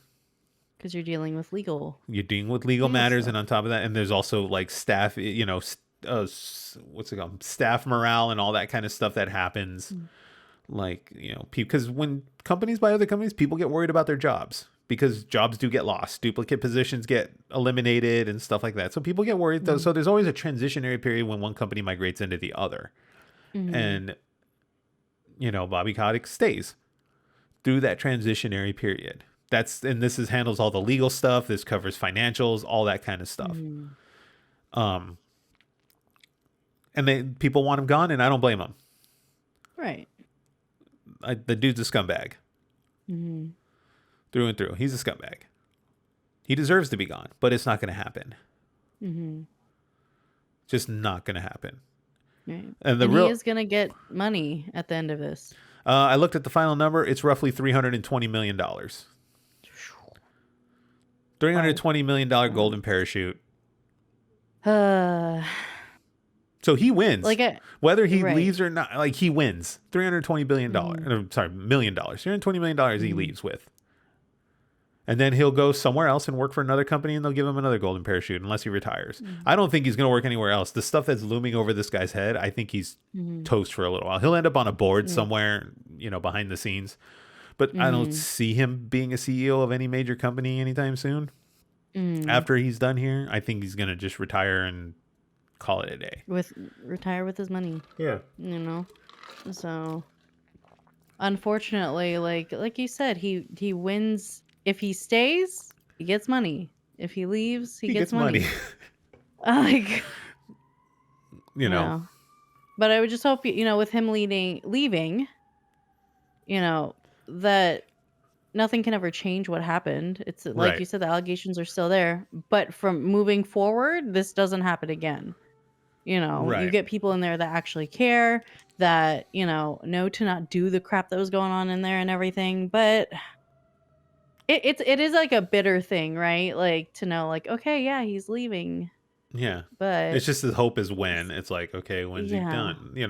And how much of effect is he going to have on the actual company while he's still there? That's the other question. Right. How much leeway are they going to give him to do this, that, this, and this? Because he's already running his mouth saying he came up with this idea and that idea. Oh, yeah, we should bring back Guitar Hero. Or I think he said somewhere, he's like, we wanted to bring back Guitar Hero, but chip shortages and stuff made it difficult to get peripherals, or we didn't want to invest in the peripheral market for it, and blah, blah, blah, blah, blah. And I'm like, dude, just shut up. It's just like, take the loss. You didn't come up with anything. Go away. I know. But I know it's frustrating. I could see the sigh in your head right now where you're just like, it's frustrating.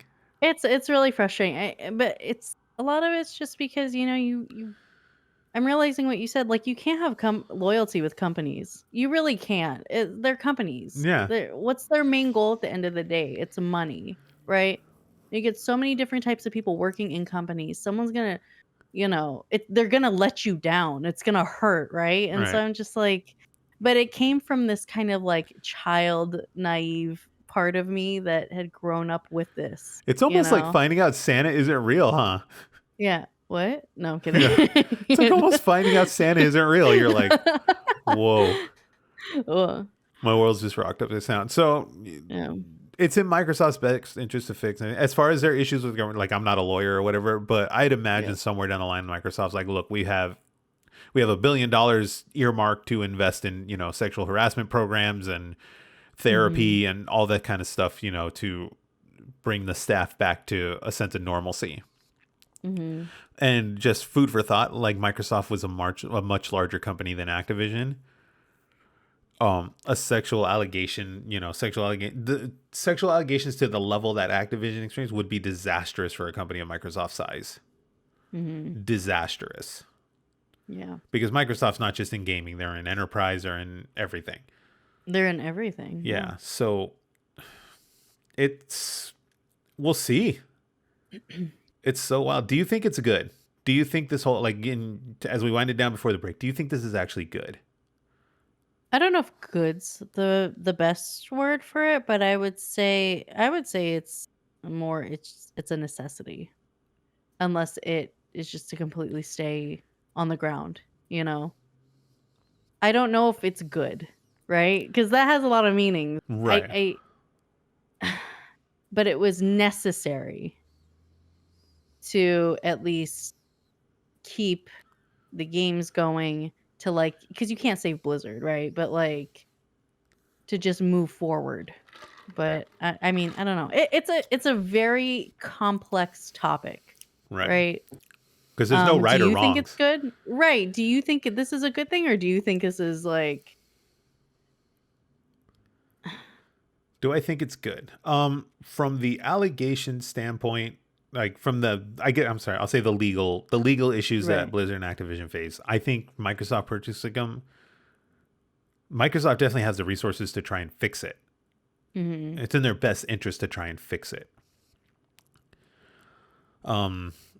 I know too, and I just missed this issue there, but the QA team at Raven set up they voted to go union, and then they formally wanted to be recognized. And I think that on the Activision end, I think that requisition was denied.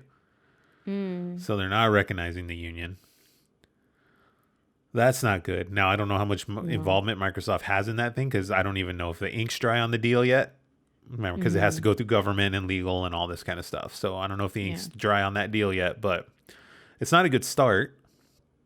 But then again, who knows how long that thing with Raven was going on before the purchase. So again, it's all topsy-turvy. So I think if anyone has the financial means to fix this stuff, it's Microsoft, I think. Mm-hmm. Culture-wise, I think they have the capability to do it. Some of the people I've talked to that worked at Microsoft, I've met Stein and them at PAX, and they're all incredibly nice people. Mm-hmm. They're very, very nice people. He's a great guy. He was great to talk to. He was very open, and very personable with the community itself. So I think they have the means to fix it. From a standpoint of do I think Microsoft and Sony should be buying up every company in existence right now? Because this isn't going to stop. Because we didn't even touch on the question of what's Sony going to do? Oh yeah, because Sony, I don't know if they're hurting, but they heard this one. They heard it, So what's Sony going to do? Sony going to buy a company that Sony's best interest right now is to get their own Game Pass style platform up and running, which I think is what they're working on. I don't think you can buy PlayStation Now cards in Europe right now. I think they're slowly removing them from storefronts because they're revamping that whole cloud service thing that they have.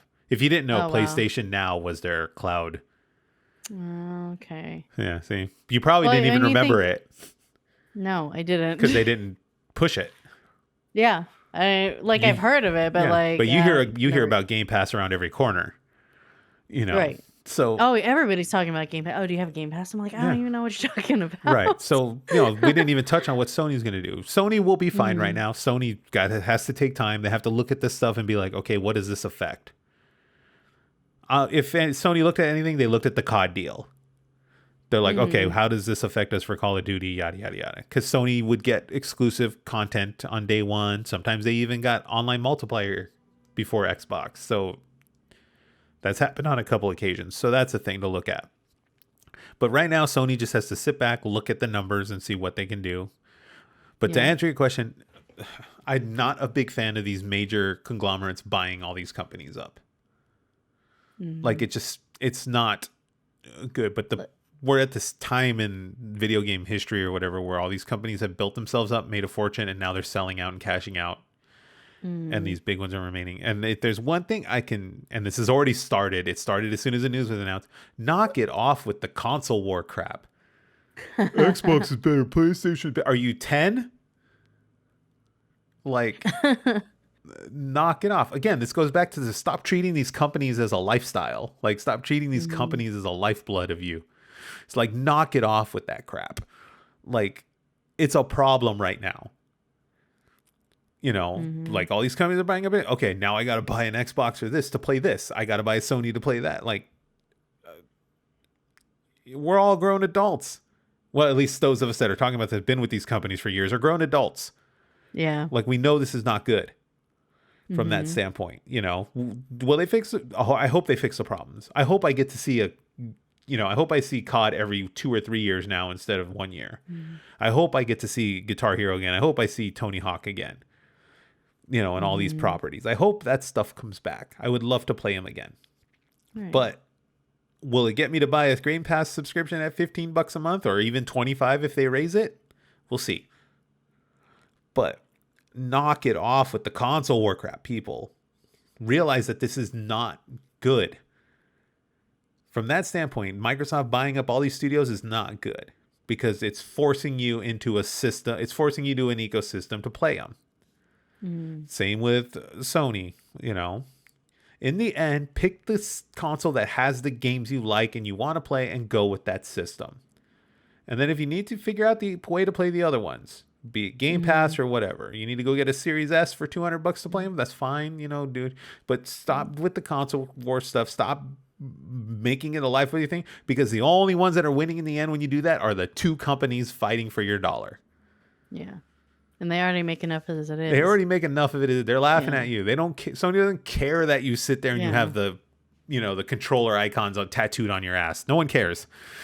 Like, So, I mean, so going back to your question, is this good? It's not good. Let me clarify. It isn't because so you don't you think think it's of the good? Like, you don't think this is good from a business standpoint? no, but I was thinking more. I thought your question was based more on like Microsoft purchasing Activision Blizzard. I didn't think you meant like the whole thing.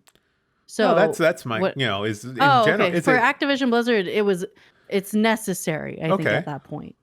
But in the whole grand scheme of things, no. Because I think of like these small game developer companies, right? Like when you were talking about how like Microsoft's a powerhouse, right? And you compare the amount of employees and people in it next to Blizzard. Yeah. They're two very different things, Mm-hmm. right?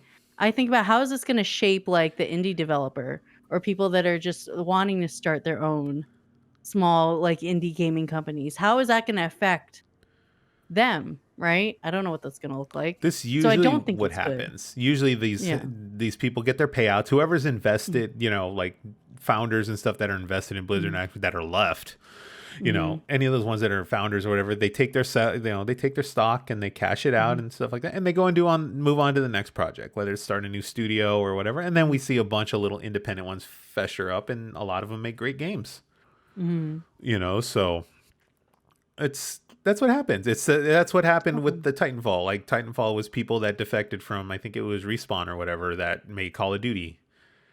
And then they cashed Right. out, and then they went on and they did or no, Respawn's the company that came out of it, but Infinity Ward, the ones that made Call of Duty, they cashed out, and then Mm-hmm. they went and started Respawn. They made Titanfall and all that kind of stuff, and now they have Apex and their own little mini empire. Right. So that's kind of how that works. So, Well, we'll probably see more of those then. well, there'll be an We're indie gonna development boom, I think. right. I think it'll Mm-hmm. happen. The other question is, like, what's going to happen to the ones that are still up on the chopping block? What's going to Right. happen to Ubisoft, who has their own mess of problems with NFTs and all this Mm-hmm. nonsense, which we'll Right. probably talk about in a later episode at some point when that stuff Yeah. starts to fester up more. But, what happens to Ubisoft? What happens to EA? EA's not safe from this. Sony or Microsoft, one of them can Mm. buy them up. Oh yeah. But it's wild. Just, again, vote with your wallet. If this seems like a thing for you, then go that route and buy the Game Pass and stuff like that. If it doesn't, stick with your PlayStation, or stick Yeah. with your PC. If you like buying games on Steam, buy games on Steam. You know, Mm-hmm. I hope I hope the allegation stuff gets fixed. I hope their legal issues get resolved. And I hope that anyone that, migrates into Microsoft, I wish you good luck. And I hope, you enjoy working there. Mm-hmm. You know, that's Absolutely. That's what I'm saying. So we'll see what happens. It's wild. there's so much going on with it. There's so many questions. We Mm. can't even touch on it all in an hour. Yeah. We might want to look into revisiting this in like 6 2 months, years. 6 months, a Yeah. year. We'll Or see what even, happens. yeah, We'll see what see what happens when happens. stuff starts to, come out of it. Mm. So we're gonna go ahead and we'll take a quick break, and then we'll go ahead and we'll talk about some other stuff that went on in the social media world. All right, we're gonna go ahead and take a break. This is the Good People with Eric and Hannah. We'll be back shortly. And we're back. It's the Good People with Eric and Hannah. So we just talked about the whole Blizzard Activision deal. Mm-hmm. A lot of stuff to talk about. A lot of stuff to go over there. We'll see what happens in a year. Yeah, we'll have to revisit We're this. all going to own Xboxes. We're all going to trade in our PlayStations for Xboxes because Microsoft will own everything. Microsoft will own Sony. We just traded all our stuff. So That was actually quite a heavy conversation. I didn't think it would make me feel as sad as Yeah. I started to feel like you feel disappointed. a little indifferent to it. Like you don't. Someone in the chat, Sony Soft coming in 2015. 2050, we'll see.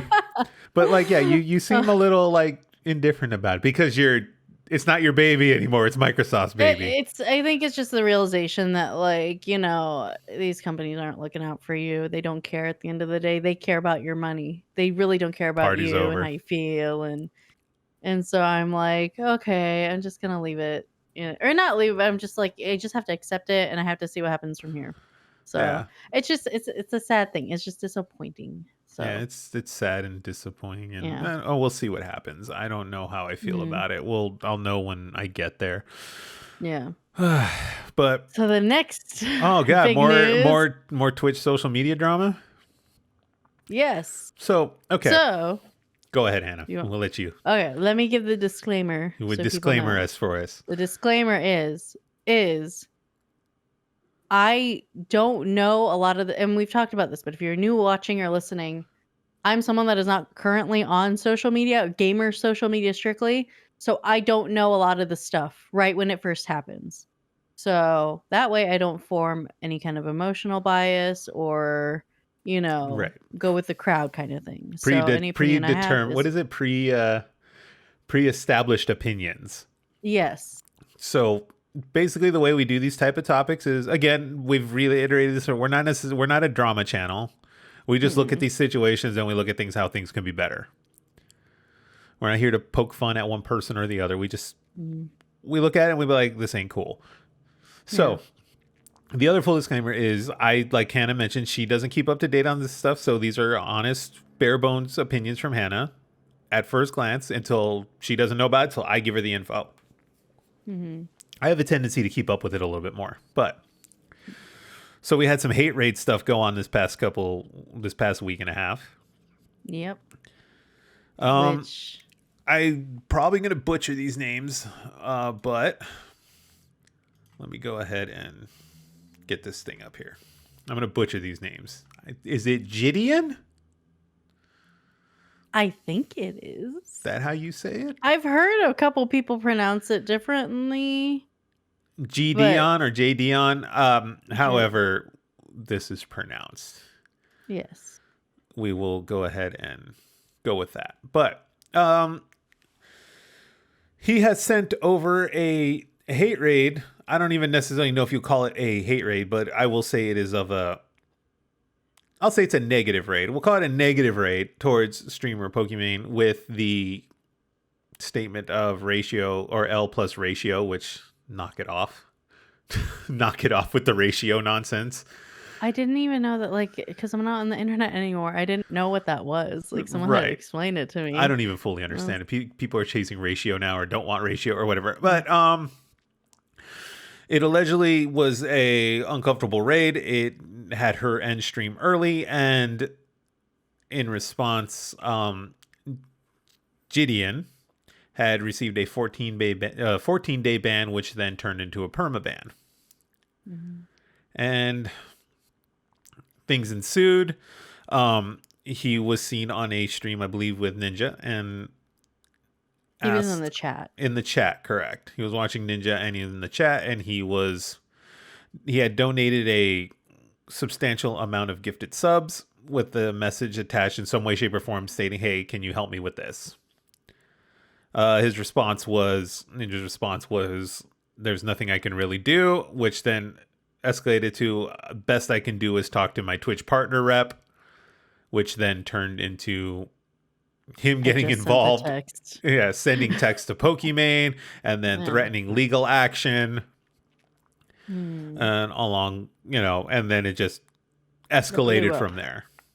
The Yeah. dust has cleared and it has settled at this point, but Right. I this is think one of pretty those. much they've moved on. I They've think all from what moved I've on. looked. The Yeah. communities have moved on from this thing. As far as I Yeah. know, Gideon is still permanently banned.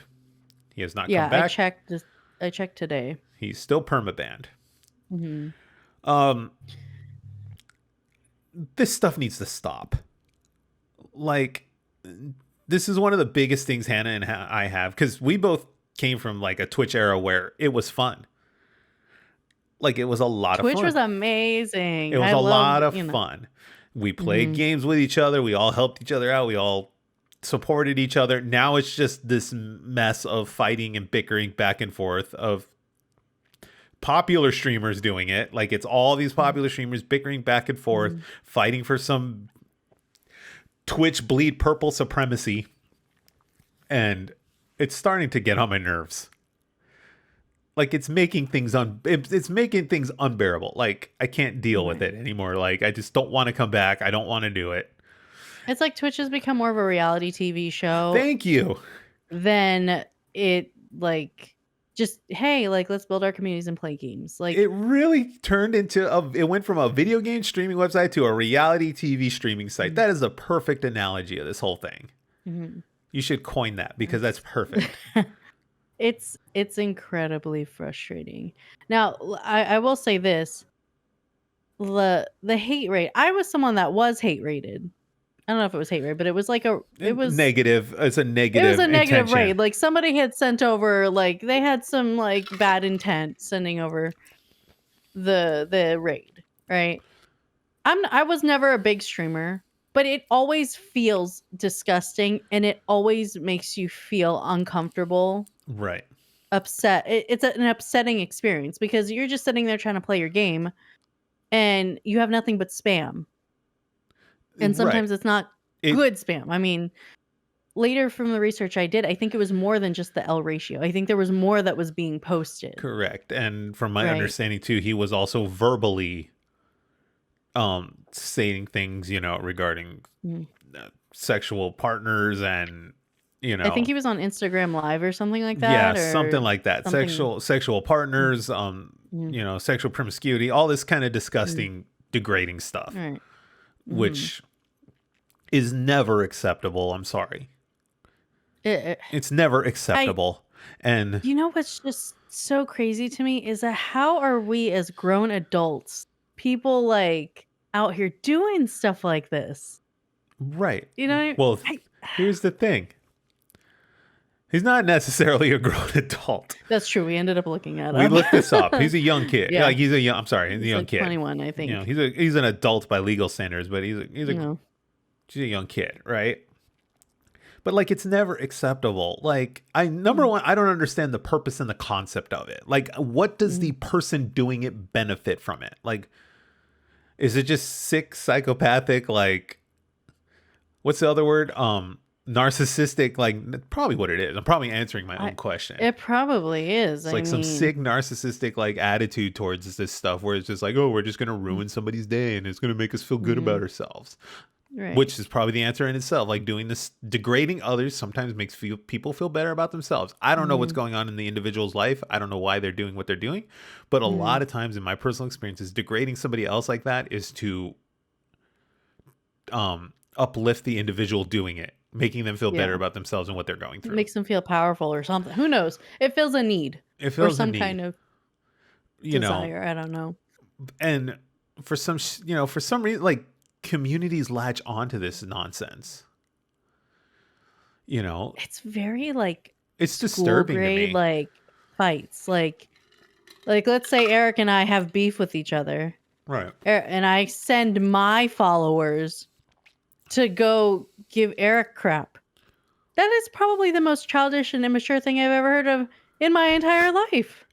And it happens regularly between these people. Regularly with grown adults. Like, it's so stupid. I'm sorry. It's just so stupid. It doesn't make any sense to me. Like, and also too, like, because I think was he essentially insulting like how she got her views or how she? I didn't watch like the part I where. couldn't stomach watching most of the content of it. So, but Okay. it's because, I mean, not that I'm saying that, he was doing anything aside from the raid, doing anything extremely Right. vile or anything. It's just like I Right. couldn't, like, I'm like, it's not for me. But Right. she started getting a lot of hate when she got banned for the DMCA thing.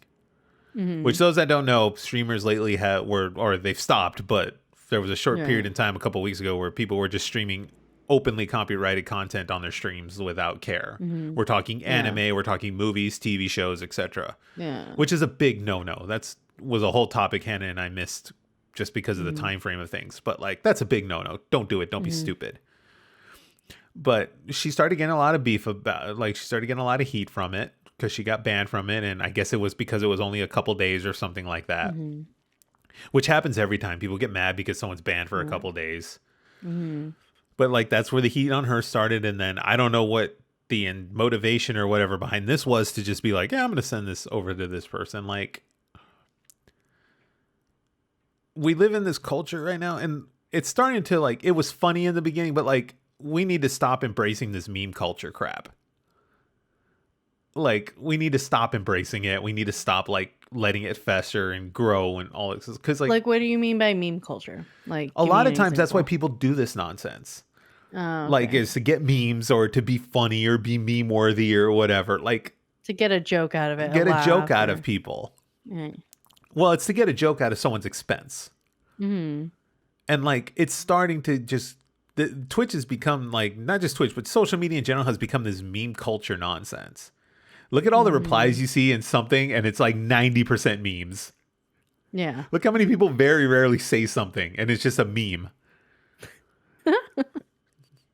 I know you don't go on No, there, I'm but one think of these days, no, just but do a I'm thinking scroll. back. No, Yeah. I'm thinking back to when I was on Twitter and like all that stuff, right? Yeah. And it's fairly accurate, right? A lot of the Mm-hmm. times it's just a meme, like it's a posted meme. Mm-hmm. It. Someone in the chat just said that's a very boomer take. I'm old. I'm getting old, okay? I woke up and I had gray hairs. I've got gray hair. I'm starting to get the salt and pepper.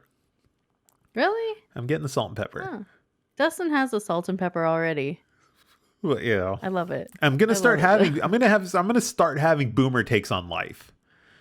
That's the reality of this thing. I think that's part of the whole I concept get of this some boomer podcast. takes on life. Like, it's like I'm not even 30. I'll be 30 soon, but like Yeah. I'm like, oh, I never thought that I would change so drastically Isn't it from weird how like your opinions and your thoughts and all this kind of stuff just I'm just like, changes? who is this Hannah? Like, I would have never thought that or had an opinion on that compared to like 21-year-old Hannah, but that's called getting older and having experiences. It shapes Yeah. your uh your take on things. But So he has since apologized, which I saw yes. that clip you sent, and Yeah, he posted an apology video. I went to go watch it. Um Thoughts on the apology video?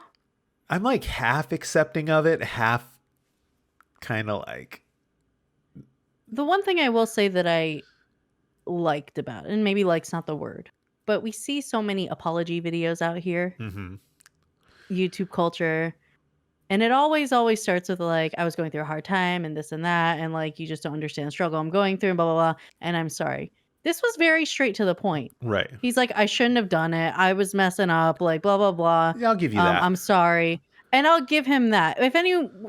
Whether someone thinks it's you know, a valid apology or not, I would say I got more out of it than a lot of the other apology videos you see out there where people dance around it and they form excuses before they get to the Right. apology. I will say, I will give you Um, that. It was very much a straight, hey, mm, I screwed up. Let's, yeah, I'm sorry I screwed. I'll give you that. That's actually a yeah. very valid point.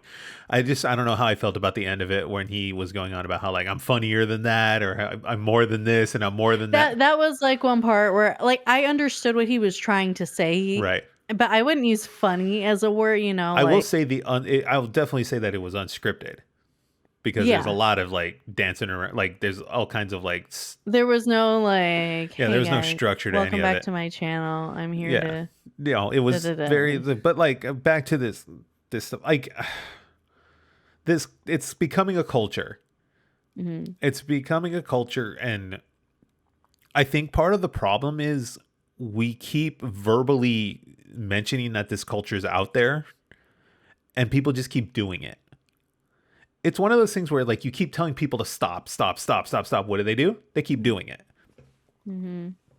You know, again, things and matters and issues like this, I personally have always believed that they should just be handled behind closed doors. They Yeah. should just had direct communication with each other and been like, "Hey, I'm sorry," or "Why did you do this?" They need to hash it out as adults behind closed doors. Mhm. Because all of these, and I get why it happens. At least I personally think it happens is because the more that they put out there, the more engagement it creates with their communities, Mhm. the more engagements it creates, and then, the buildup happens. The support systems tweet it out, free me, blah, blah, blah, blah, Mhm. blah, blah, blah. Where it's like it all should Yeah. have just been handled behind closed doors. Yeah. Like, It should never have gone as far as it did. It should have been right, something strictly between her and him. He should have apologized. He has to take the loss with the ban. I'm sorry, you broke the rules. I mean, we right, could argue about the length of it. Like people could argue about it, but at the end of the day, you don't it's clear. You don't send hate raids, you right, know? It's different if his followers went there without his guidance. Like he can't control what people do, right. But right? if But you if he's the instigate one it, sitting there and he's talking crap and he's like, "Go over there," that you should be 100% held accountable for that. Like, right. And I think the other thing well, let's look at, so when I say like, okay, maybe they said, I don't know if they have, I don't think they do, but like, do you think it would be bad if Twitch had some kind of internal like resolution procedure? Like I've been thinking about this lately. Let's say for example, at least because they can't do it for every broadcaster. There's way too many on the platform to do this. But these mhm, big, multi-thousand viewer channels and all that stuff that brings some financial sentiment to Twitch. mhm. Do you think it would work if they had some kind of internal resolution policy where there's like a Twitch rep that hashes it out with both of them and they figure it out and be like, this is what it's much like you do in an office space. Like, Right. I mean, I have a policy like that at work, you right, know? I mean, a lot of companies do where like if you and another employee are beefing with each other, you know, there are ways right, to address it. I don't know. Would it be a great idea? I think it would be a good idea. I would like to think that, right? But the reality of it is, how much does it actually benefit Twitch on the money scale? right, How much does this attention help Twitch? Like, what's that saying? It's like, bad attention is actually good attention or whatever. right. Or so I don't know. Will Twitch ever get there? I don't know. And then, Like, that's the other thing is like, what level do they bring it to? Like, because obviously mhm, there's going to be instances where smaller creators, sub 100 or whatever, end up mhm, with some serious like sexual like harassment and stuff like that. Like, are they, should they should be granted the same policy? Like, hey, mhm. work it out with, Twitch and have a rep that resolves it and works towards Right. resolution of it. Like, that should be the case. But then again, it's like, how do you determine necessitates Mhm. what necessitates the need to have a rep work and investigate the situation? Right. But and that's the question too, is like, supposedly this kind of stuff happens. Like, you email support, they investigate, and then something is dealt. But I don't know the level. I've never had to use it, Mhm. knock on wood. I've never had to use the system. But it's kind of like, what can be done to kind of like fix this type of stuff? But like, this stuff should be I kept in. And number one, I don't know why Ninja decided to get involved, or why he even like um acknowledged it. Right. So, if anyone didn't know, originally what had happened is he was in Ninja's chat, right? He had gifted subs, Right. and like we said, Ninja was like, well, best I can do is contact my partner rep. And then at one point in the stream, he says, I sent the text. That's like a very firm statement. I sent the text. Right. Then later we get Pokimane, who I feel had every right to be as upset as she was. Right. Because it's a ban saying, why evade. is he getting involved in this? Why is he trying to allow this guy to get back onto the platform when he's clearly broke the rules? Right. And so then it became a big thing where Ninja's wife, who's also his manager, reached out to Pokimane and, you know, they weren't happy with it, threatened, I guess, Like they threatened legal action. On what grounds, I don't know, because everything she showed was factual. She has video of him saying it. Whether or not he did it is out of the picture now, but he insinuated on video that he would look into it. Right. Or and then suggest some level he would get involved. I guess Ninja had sent a message to Pokimane saying, like, I swear on the life of my grandfather that just died, I never sent the text. Right. It makes him look. So you just lying, you just throwing around blanket statements. Right. You know, like, I sent the text. Like, it just makes you look silly at this point. I'm like, Ninja's 30 years old. Right. You're a 30-year-old man. I'm not saying we can't make mistakes. But this is one of those things where I could feel it could be easily avoided because all he had to say is, sorry, man, there's nothing else. He started to in the beginning. Right. In the very beginning. If he would have just left it at that statement and he's like, there's nothing I can really do. You're just going to have to keep contacting Twitch or you just leave it at that. That peer pressure. It's that peer pressure from a bunch of kids donating money off their mom's credit card towards you. You know, like. I know. And so I don't blame Pokey for being upset about that. She had every right. She had every right to be upset because the guy's trying to evade a ban. And I'm sorry. It's like, I get frustrated with this stuff because it's so much common sense. There's so much common sense involved in all of these situations where it's just like, I shouldn't do this. Whether you make thousands of dollars on the platform or not, it's not right. You don't do it, right? But common sense would tell you, really common sense would tell you, like, I make X amount of dollars off this. It funds X amount of money of my livelihood. It's probably in my best interest to not do anything to screw this up. Right. Doing something as dumb as this that could potentially get me banned and cost me money. Common sense would tell me this is part of my livelihood. I probably shouldn't get involved and do anything like this. That's the one getting banned. Like, I'm not going to send this raid. It just makes sense to me. You see it all the time in these broadcasts where people get so hyped about something, you know, they got a massive, you know, hype train or whatever, and they're hyped up, and then they just like, let's go raid this person with this, blah, blah, blah, blah, blah, and they send it. And then there was, oh, maybe that was stupid. You know, it's that thing where it's like, read what you wrote before you send it. You know, that thing they teach you about emails at work? Read what you wrote before you send it. That's all it is, common sense. And think about it and be like, maybe this isn't a good idea. And for someone that's, I will say it right now, I think what Ninja's done for the platform is fantastic. He's given his actions previously have given people opportunity for themselves to get more pay, get, you know, contracts, and, you know, really bring stuff into the limelight so these other creators at that level can go and get the recognition and, you know, sponsorship deals and stuff like that. He's brought gaming culture to another level. I respect him for that, and I appreciate all he's done for that whole thing. But some of the stuff he does at a lower level is just irritating. It's like, why would you waste your time with such a thing? Like, you know? This could have been solved easily, like you said.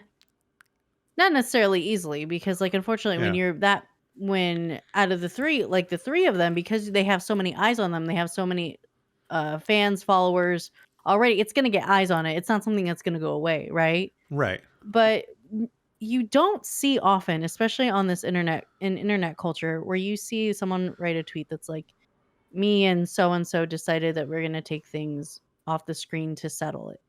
It's always like this, let me show you everything that I pulled out. And so you guys can here's digest the receipts, it all. And, you know. And nothing is sacred anymore. Like, Right. I've always been a thing, like, if I have an issue with somebody, and I'm not gonna say I'm perfect because there have been times I've been a little fiery and I might have said some things on Twitter, like, Right. We've all done but it. we've all done it, right? I would say though, if you're a creator of that level, if you just have a lot of eyes on you, like, do you understand, like, it's gonna spread, it's gonna go all over the place, Right. like, And the one it's thing too, again, back to the common sense thing is like, if you're yeah. at the level where you're collecting all your receipts and all that kind of stuff, there's a Mhm, level of time in there where you can kind of like think about it and be like, this is kind of stupid.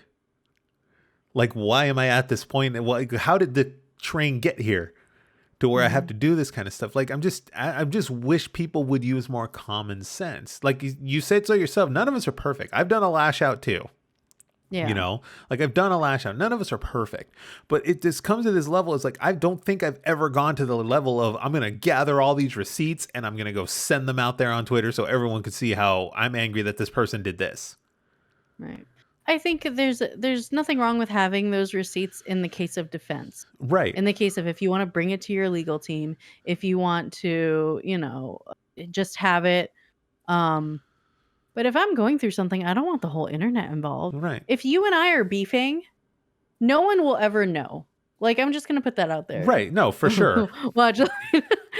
Like, we're not gonna have a Trisha Paytas Ethan Klein moment We're where like, like we're going back and forth with this. Like, if Eric and I ever have this kind of thing, we're both the kind of people that would pull each other to the side and be like, look, this was not okay, or I don't like that you did this. Like, but we're not right. going to bring other people into it There's no need to. because it's like, it just sounds, honestly, it sounds a little traumatizing too, in the sense of Yeah. like people don't understand boundaries. We've talked about this on Twitch before where viewers don't understand boundaries, right? Mm-hmm. Or when it comes to the streamer and they feel like so plugged into your life. There's this accessibility that a viewer gets to a streamer that you wouldn't get from like an A-list movie actor, right?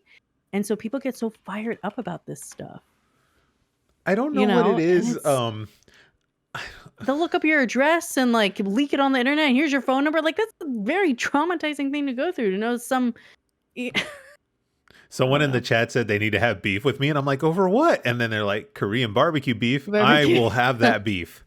I love Korean I will even barbecue. take that beef to Twitter, you know? But like, we got to do that soon. I'm going to do some Korean barbecue. It sounds good. Um, That but, sounds delicious. but like, yeah. So like, and from a viewership standpoint, I get why these young people do it. Again, it goes back to that high school clicky thing. It's like, I want these Mhm, kids to think I'm cool, you mhm, know? And like, I'm getting all this attention. I want them to think I'm cool. I want to think I'm like, and it's sad because we give this behavior, these people that exercise this kind of behavior, I don't personally, but you know, communities out there embrace it mhm, to a level where they get them money and fame, and then these people that do it feel they're untouchable. mhm, And that's the problem. That's a problem in itself. Like, we need to mhm, stop putting so many people on this pedestal where they feel like they're untouchable.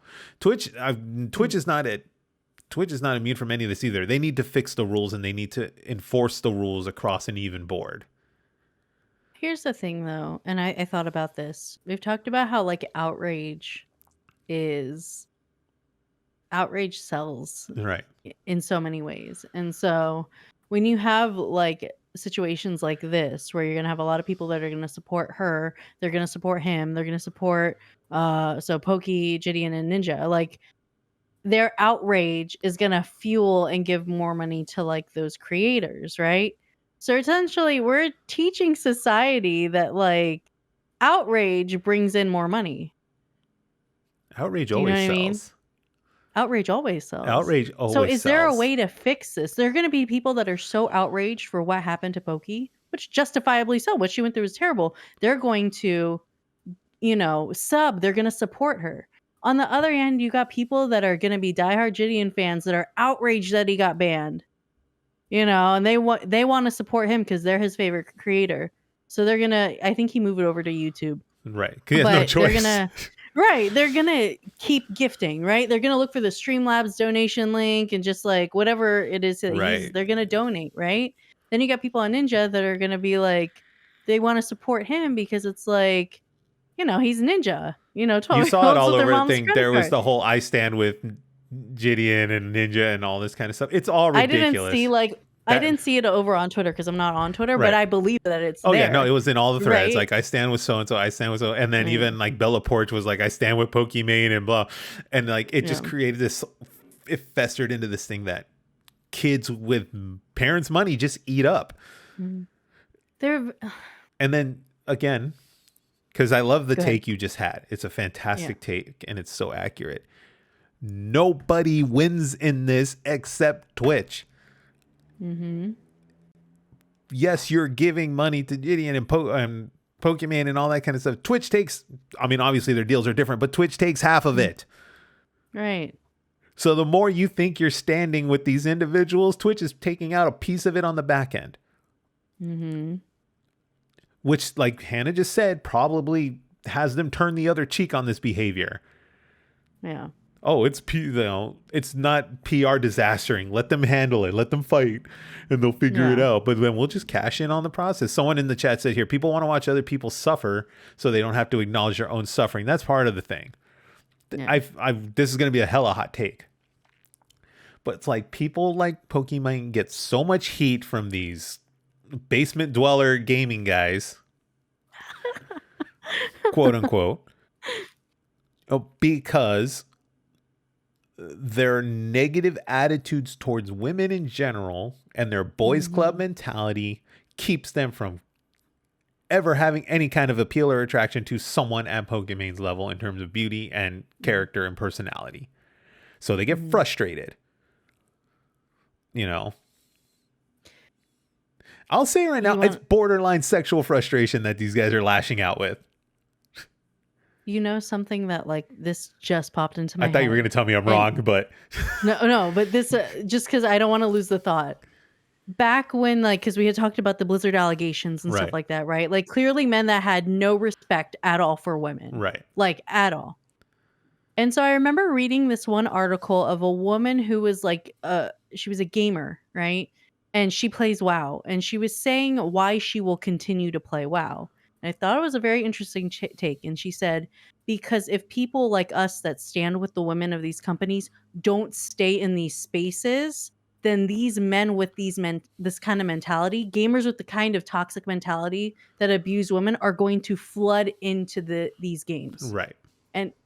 And so I was like, that's actually a take I never considered, but it makes a lot of sense, right? If you stop spraying the raid on the ants just build. Right. So that's a perfectly understandable take. And, I have my own opinions about that whole thing too, which we've had in discussions, and we'll probably do some kind of episode on it right soon enough. But like, because this whole thing goes both ways. Yes, there's a very, very toxic culture among men in video games right now. It's it's hideous and it's disgusting. Like it's bad. Right. And the more you fuel that behavior, then it keeps festering, like Hannah said. Like it just keeps building and building. And then, like she said, if the females out there that do stand up against it and stuff like that, if they don't stay in the space, again, it festers, it builds, and then it, all hope is lost. It's just, and I'll take this with the whole Blizzard thing. These people that were running Blizzard and treating women like garbage, etc., they are probably those individuals that grew up all through high school and junior high and all that kind of stuff with no attraction to the females whatsoever, or the opposite sex whatsoever. And then they ended up in these positions of power and they abused it. That's what I think's happened. I don't know. I don't know if it necessarily is. I mean, it could be that it's this weird entitlement. Something creates everything this, has a cause and an effect. Right. So there's a cause for why these people, these men in general, I know we're kind of spearing tangents here, but it's relatable. Is like there's a reason this happens in like those people like at Blizzard. Like, something happened. It was, they the acknowledgement from the opposite sex just didn't happen to them, and then they ended up in this position of power where they got all this, attention, Mm. and they turned it into a abuse of power. And then a lot of them, sometimes it's just back, like it's just how do I word this? It's almost like a haha, screw you, look who's on top now. It's a power dynamic. Thank you, a It's power a dynamic. That's what I was looking for. yeah. It's a power dynamic. Um. I'm the one in charge of it now, and like now, Mm. you. I was denied by girls like you all through high school. Now look who's in charge, like that And the kind of thing stuff. is, that shouldn't like the reality of it is rejection should not be enough Right, for some. You know what I mean? Like the fact I'm like people out here getting rejected and they are just like, now I'm on top and I can get the woman I want. I'm gonna treat them like crap because they like there's serious deeper issues going on over here. right. And why is it so integrated in gaming culture though? I'm trying to like Because largely gaming culture has always been a boys' club, and for quite a while. I yeah, actually just read the statistics of it. 45% of all gamers in the United States are women right now. right. So That's a now huge jump up from what it was.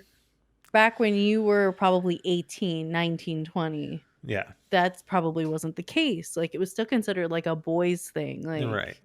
Like So like I'll just to kind of like so. I don't want to use just gaming, but I will say in pop culture in general, and well, we'll say mhm, nerd culture.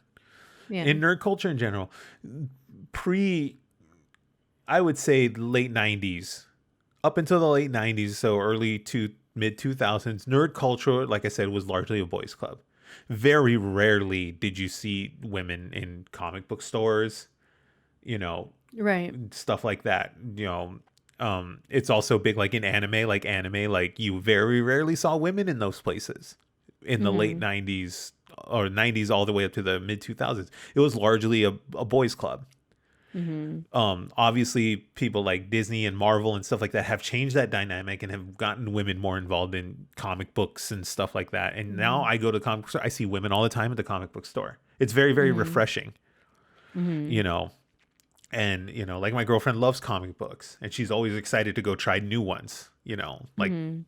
that's her thing, and I think that's always kind of been her thing. But like years Right. ago, there would be very few women like my girlfriend, where it was almost considered like a taboo for women to like those things, and that dynamic Mhm. has changed. Right. And that's where this boys club mentality is coming in, where it's like, well, this was my thing. Now all these girls are involved, and da da da da da da da, and like, Mhm. you know, It's like they want to reclaim some space or something like that. It's like, don't touch the thing that's mine or something. I right, either don't. that or it's that, and then I think coupled with that too, it's like, oh, well, now like girls are coming into this video game space, and now I can get some attention and utilize Whatever that it is, it dynamic. is it is so messed up and I am like just appalled we're still having to deal with this. Right. And this is one of those Like things that's just not going to be fixed. Like it's not going to be Thanos snapped and mhm, fixed. right. The problem at the end of the day is there will always be people out there like this. Yeah. No, I wish they could all go away, but they can't. They're always going to be in these spaces, right? So, I'm not trying to make it sound depressing. So how do we navigate it, right? How do we manage that? How do we get the rates to stop? How do we get, the crap to stop? And like you think of like I said with Twitch earlier, okay, they gave him the ban, right? Right. That's one person. Yeah, considering the millions of people on the platform that do it regularly. Considering all the thousands of I mean, I don't know what status of like the people who hate rated her, like that came from his community. I don't know if they've been banned. I don't know if they've been reported, right? Right. Even if they all were, I'm sure a few have slipped under the radar and they will always just make new accounts. And I'm not trying to make this sound hopeless, right? But it's just this cycle. How do you stop this? So, And the reality at the end of the day, it's people, it's their mentalities. It's like yeah. you and I can look at this and be like, there's no reason to hate rate someone, regardless of how you feel about them at all. Like, just you don't like them, just turn it off. You think it's unfair that they're partnered and you're not partner? Look, that's just life is unfair sometimes. It sucks. I get it. You just gotta move on. Like, or I don't know. I feel like this is one of those things like I could talk out into like an open void and it just gets nowhere. Because I'm so sick of it. Like, it's part of the reason why I left Twitch. Like, I'm just like, So this is so exhausting to me. I'll try and attempt to Mhm. kind of answer this because I have my opinions on how it, at least the route I think would work. But I mean, again, Mhm. I may be wrong. This is just an opinion. Um, Fighting back direct, and when I say fighting back, I mean direct fighting back. Mhm. I know I mentioned to you again. This will be an episode for another day, but I know I mentioned to you the person on G4 who blatantly just cut the middle of the broadcast of what they were talking about and went on a rant about sexism in gaming. Mhm. That kind of stuff fuels the fire. And we talked about this earlier. The more you verbally and physically fight back against this stuff, the more people fight back even more. Mhm. It's like pushing a wall and then, or it's not pushing, it's like pushing a rock up the hill and then they get 100 more people on their side and push the rock back down the hill. Mhm. All because you opened your mouth about, I'm pushing this rock up the hill, right? What I Right. think, at least I think would work, like if you really want to foster change in this whole thing, you need to take the steps to do it and make, and not just be verbal, but actually go and make a difference. There's a difference between Mhm. verbal and then actually taking action. Mhm. If you have the means, start your own. If you're a woman and you want to improve the situation, start your own studio and you know hire the women and the men that align with the culture that you're trying to build and make it something. That way you mark your place in the world rather Mhm. than just verbally being like, because the only way you can yell into the void all you want, but these companies, they're the only ones that can fix it themselves. You yelling into the void is not going over to Bobby Kotick and being like, you know what, I should fix this. To Right. an extent, it does, but like your own, there's power in numbers, yes. But if you really, I think, want to foster the change, you need to go and take the steps and actually go in there and try to make the change rather than just being vocal about it. Mhm. Start your own esports team, which I think one of them started and, it got the backlash. Like there was backlash about it, et cetera, et cetera. But you know what? Just ignore the backlash and stay the course and just keep doing what you're doing and it'll foster and it'll build and you will make your mark. Mhm. And that's how I think you foster change, you know, and Mhm. I think that's what needs to happen, and you've I seen it in think cases like so. Pokimane started her own company, like her Yeah. own, you know, uh, what is it? I think it's like an agency or A something along talent agency talent in a way. agency and the Yeah. kind of stuff. Like, yeah, that I'm going to guess fosters an environment that hopefully is positive, Mhm. and eliminates a lot of this stigma. But to keep clapping back and being like, you got to stop, you got to stop, you got to, and not actually making actions to make your stance bigger, Mhm. they just keep coming back in numbers and keep clapping back, and it just Yeah. brings you back down further. Right. I can understand, like, because you were talking about that 1G4 thing. Like, I can understand getting so fed up Mm, and seeing like so much crap that there's that part of you that like breaks and you're like, right, cut it out.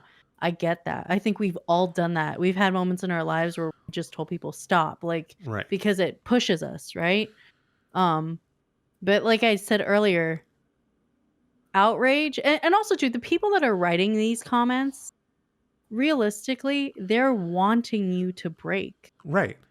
They're wanting to watch you, haha, look what I did. You know what I mean? Like I got this person to break. Like, and so they'll just keep doing it. I don't I don't know if there's truly like a full way to stop it, you know? It's Not. it's going to be a personal decision. Every person's going to have to make the decision. I'm just not going to engage with this because I know it's going to keep bringing in more I trolls. It's going to think. keep I think the issue is, yes, we want change, but I think we're Mhm, fighting so hard for an overnight change. I think is mhm, the big factor is like we're so mhm, desperate right now for an overnight change mhm, that's what's making it difficult. mhm, Because an overnight change in in the system and the way people think, again, reality versus expectations, the way the system works right now, overnight change is just not going to happen. no. It's one But of we those. live in a society of quick. Everything's quick. Right. I think we've gotten too accustomed to that. Right. Where it's not going to happen. Like it has to Mm, start slow. It has to take that one group of people that really believe in something and then really put themselves in there and grow it enough to where it does make change. I think that's the only mm, way that this is yeah, going to fix itself. right. You know, like that's the, But because Microsoft and Activision, that's just one pea in the pod.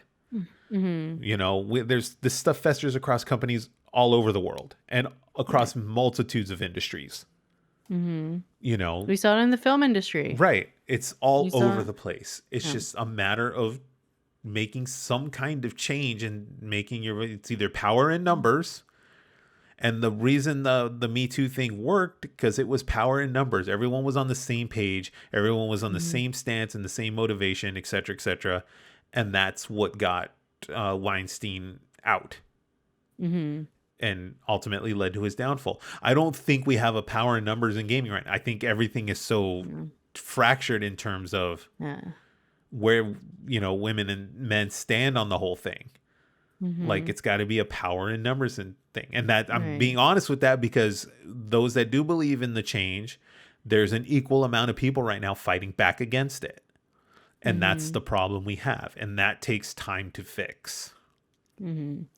Again, it's Do not you going to think be, it's gonna get better with time now that women are more integrated into gaming and like next 10 years? Because 10 years ago was very different than now.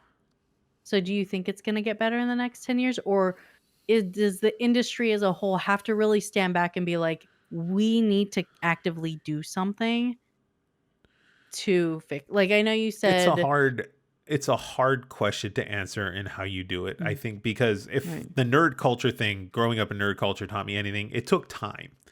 It took Mhm, time for, you know, women to get into Star Wars and comic books and all that kind of stuff and nerd culture. It took a mhm, while for it to become a norm. It took right. decades, you know. Comic Mhm, books had their boom in the 80s, like the late 70s, 80s, and then we didn't really mhm, see women start getting into the thing until the mid 2000s, mhm, late 2000s. So it took decades. mhm, Again, we're like again fighting for this overnight thing is not what's going to, and what's happening right now is you're seeing such a drastic thing. Like all these companies are jumping on board. G4 allowed that that rant she had. They allowed it to mhm, happen on the air, which it didn't. Honestly, it didn't. I feel for her. I understand her mhm, sentiments and everything, but like she did it in a time and a place to an audience that wasn't necessarily looking for that at that given time, right. you know. And it's got to be done in a calculation. It's got to be done in a thing. But like it's one of these What things. about, Well, let me ask you, what about people that would make the argument? Because I see this a lot. Like there's a time and place for everything, right?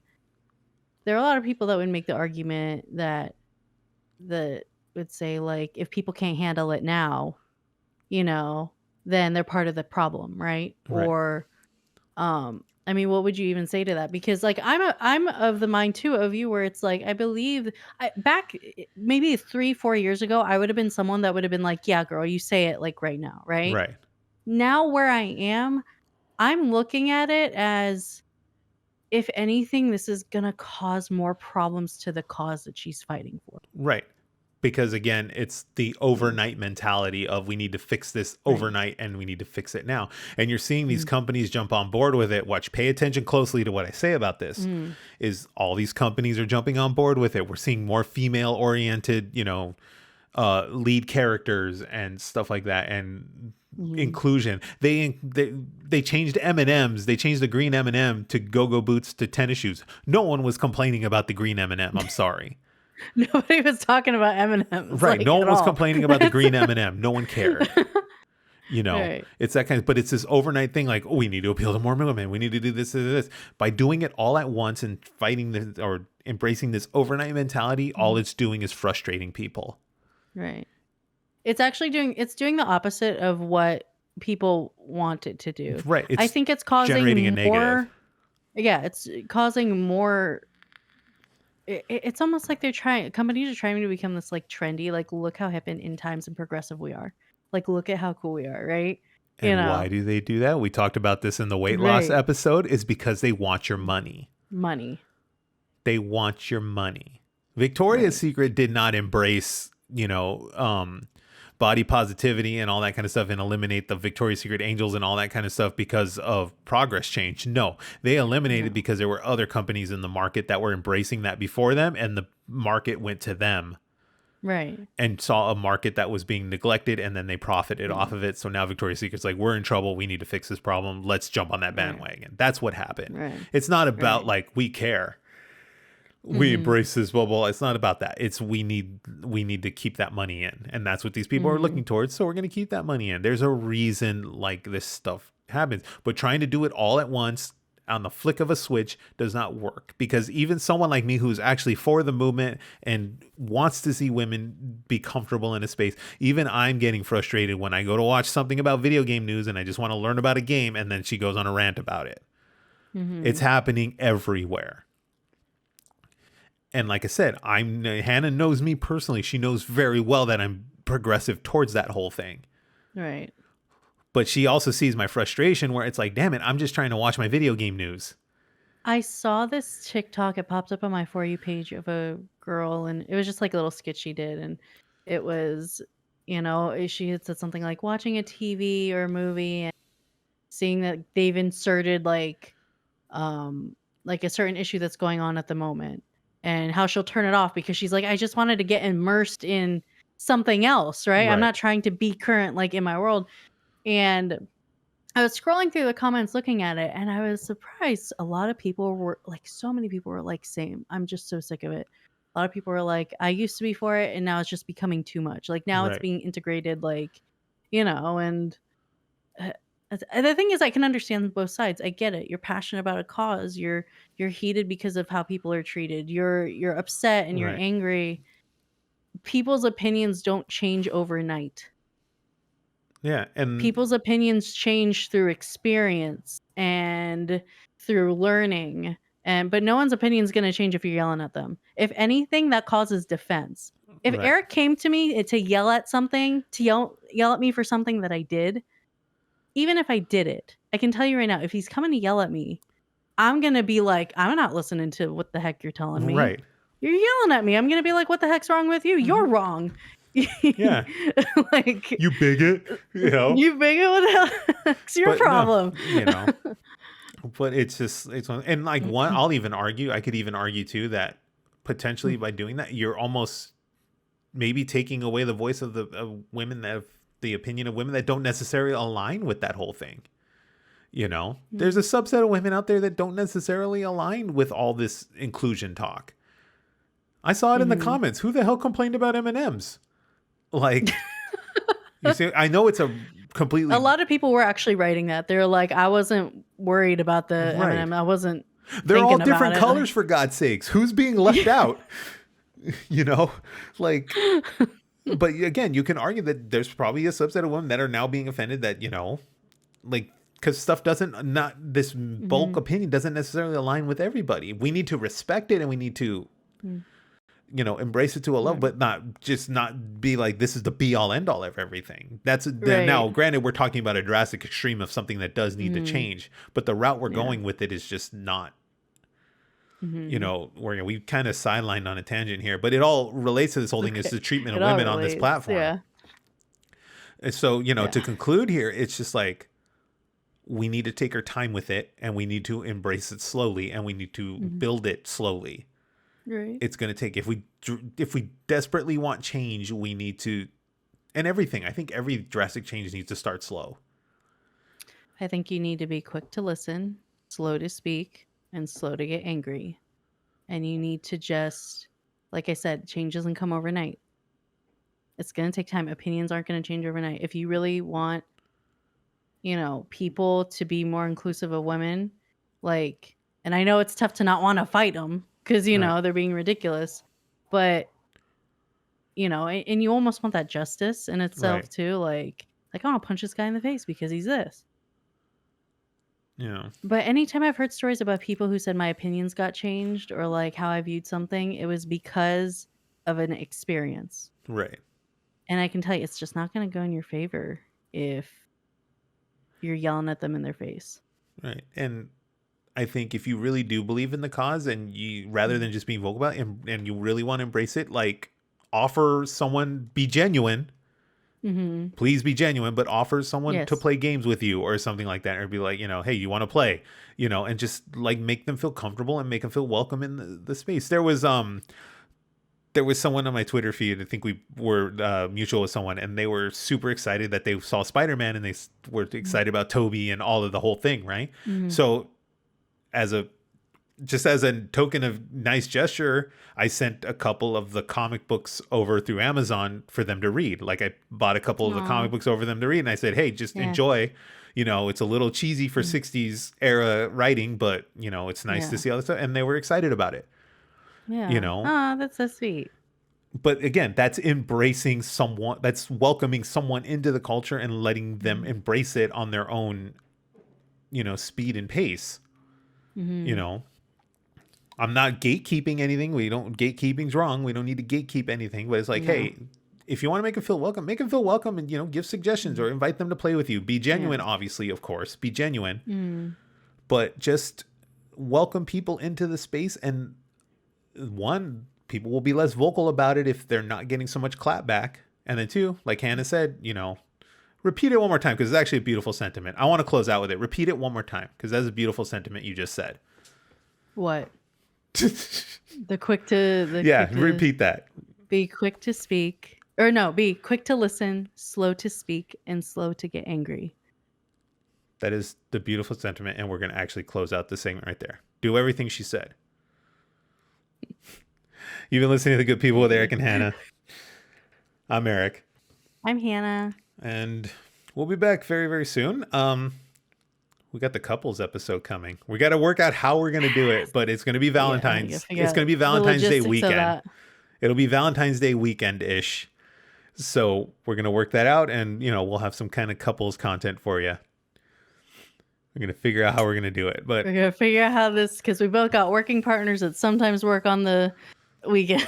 So. We're going to work on this and figure out how we're going to do it because we have to get the significant others involved. Yes. But we will work this out. Well, Hannah's husband, my significant other. So, oh yeah, we're gonna. Sometimes I forget. Like you forget he's your husband. I forget to call him my husband. Like for so long, I started to be like my fiance, and I'm like, wait, husband. We'll see you guys very, very soon. You guys have a great right. weekend. You guys have a great good week. weekend. We'll see you See soon. you in a couple weeks. Yep. All right.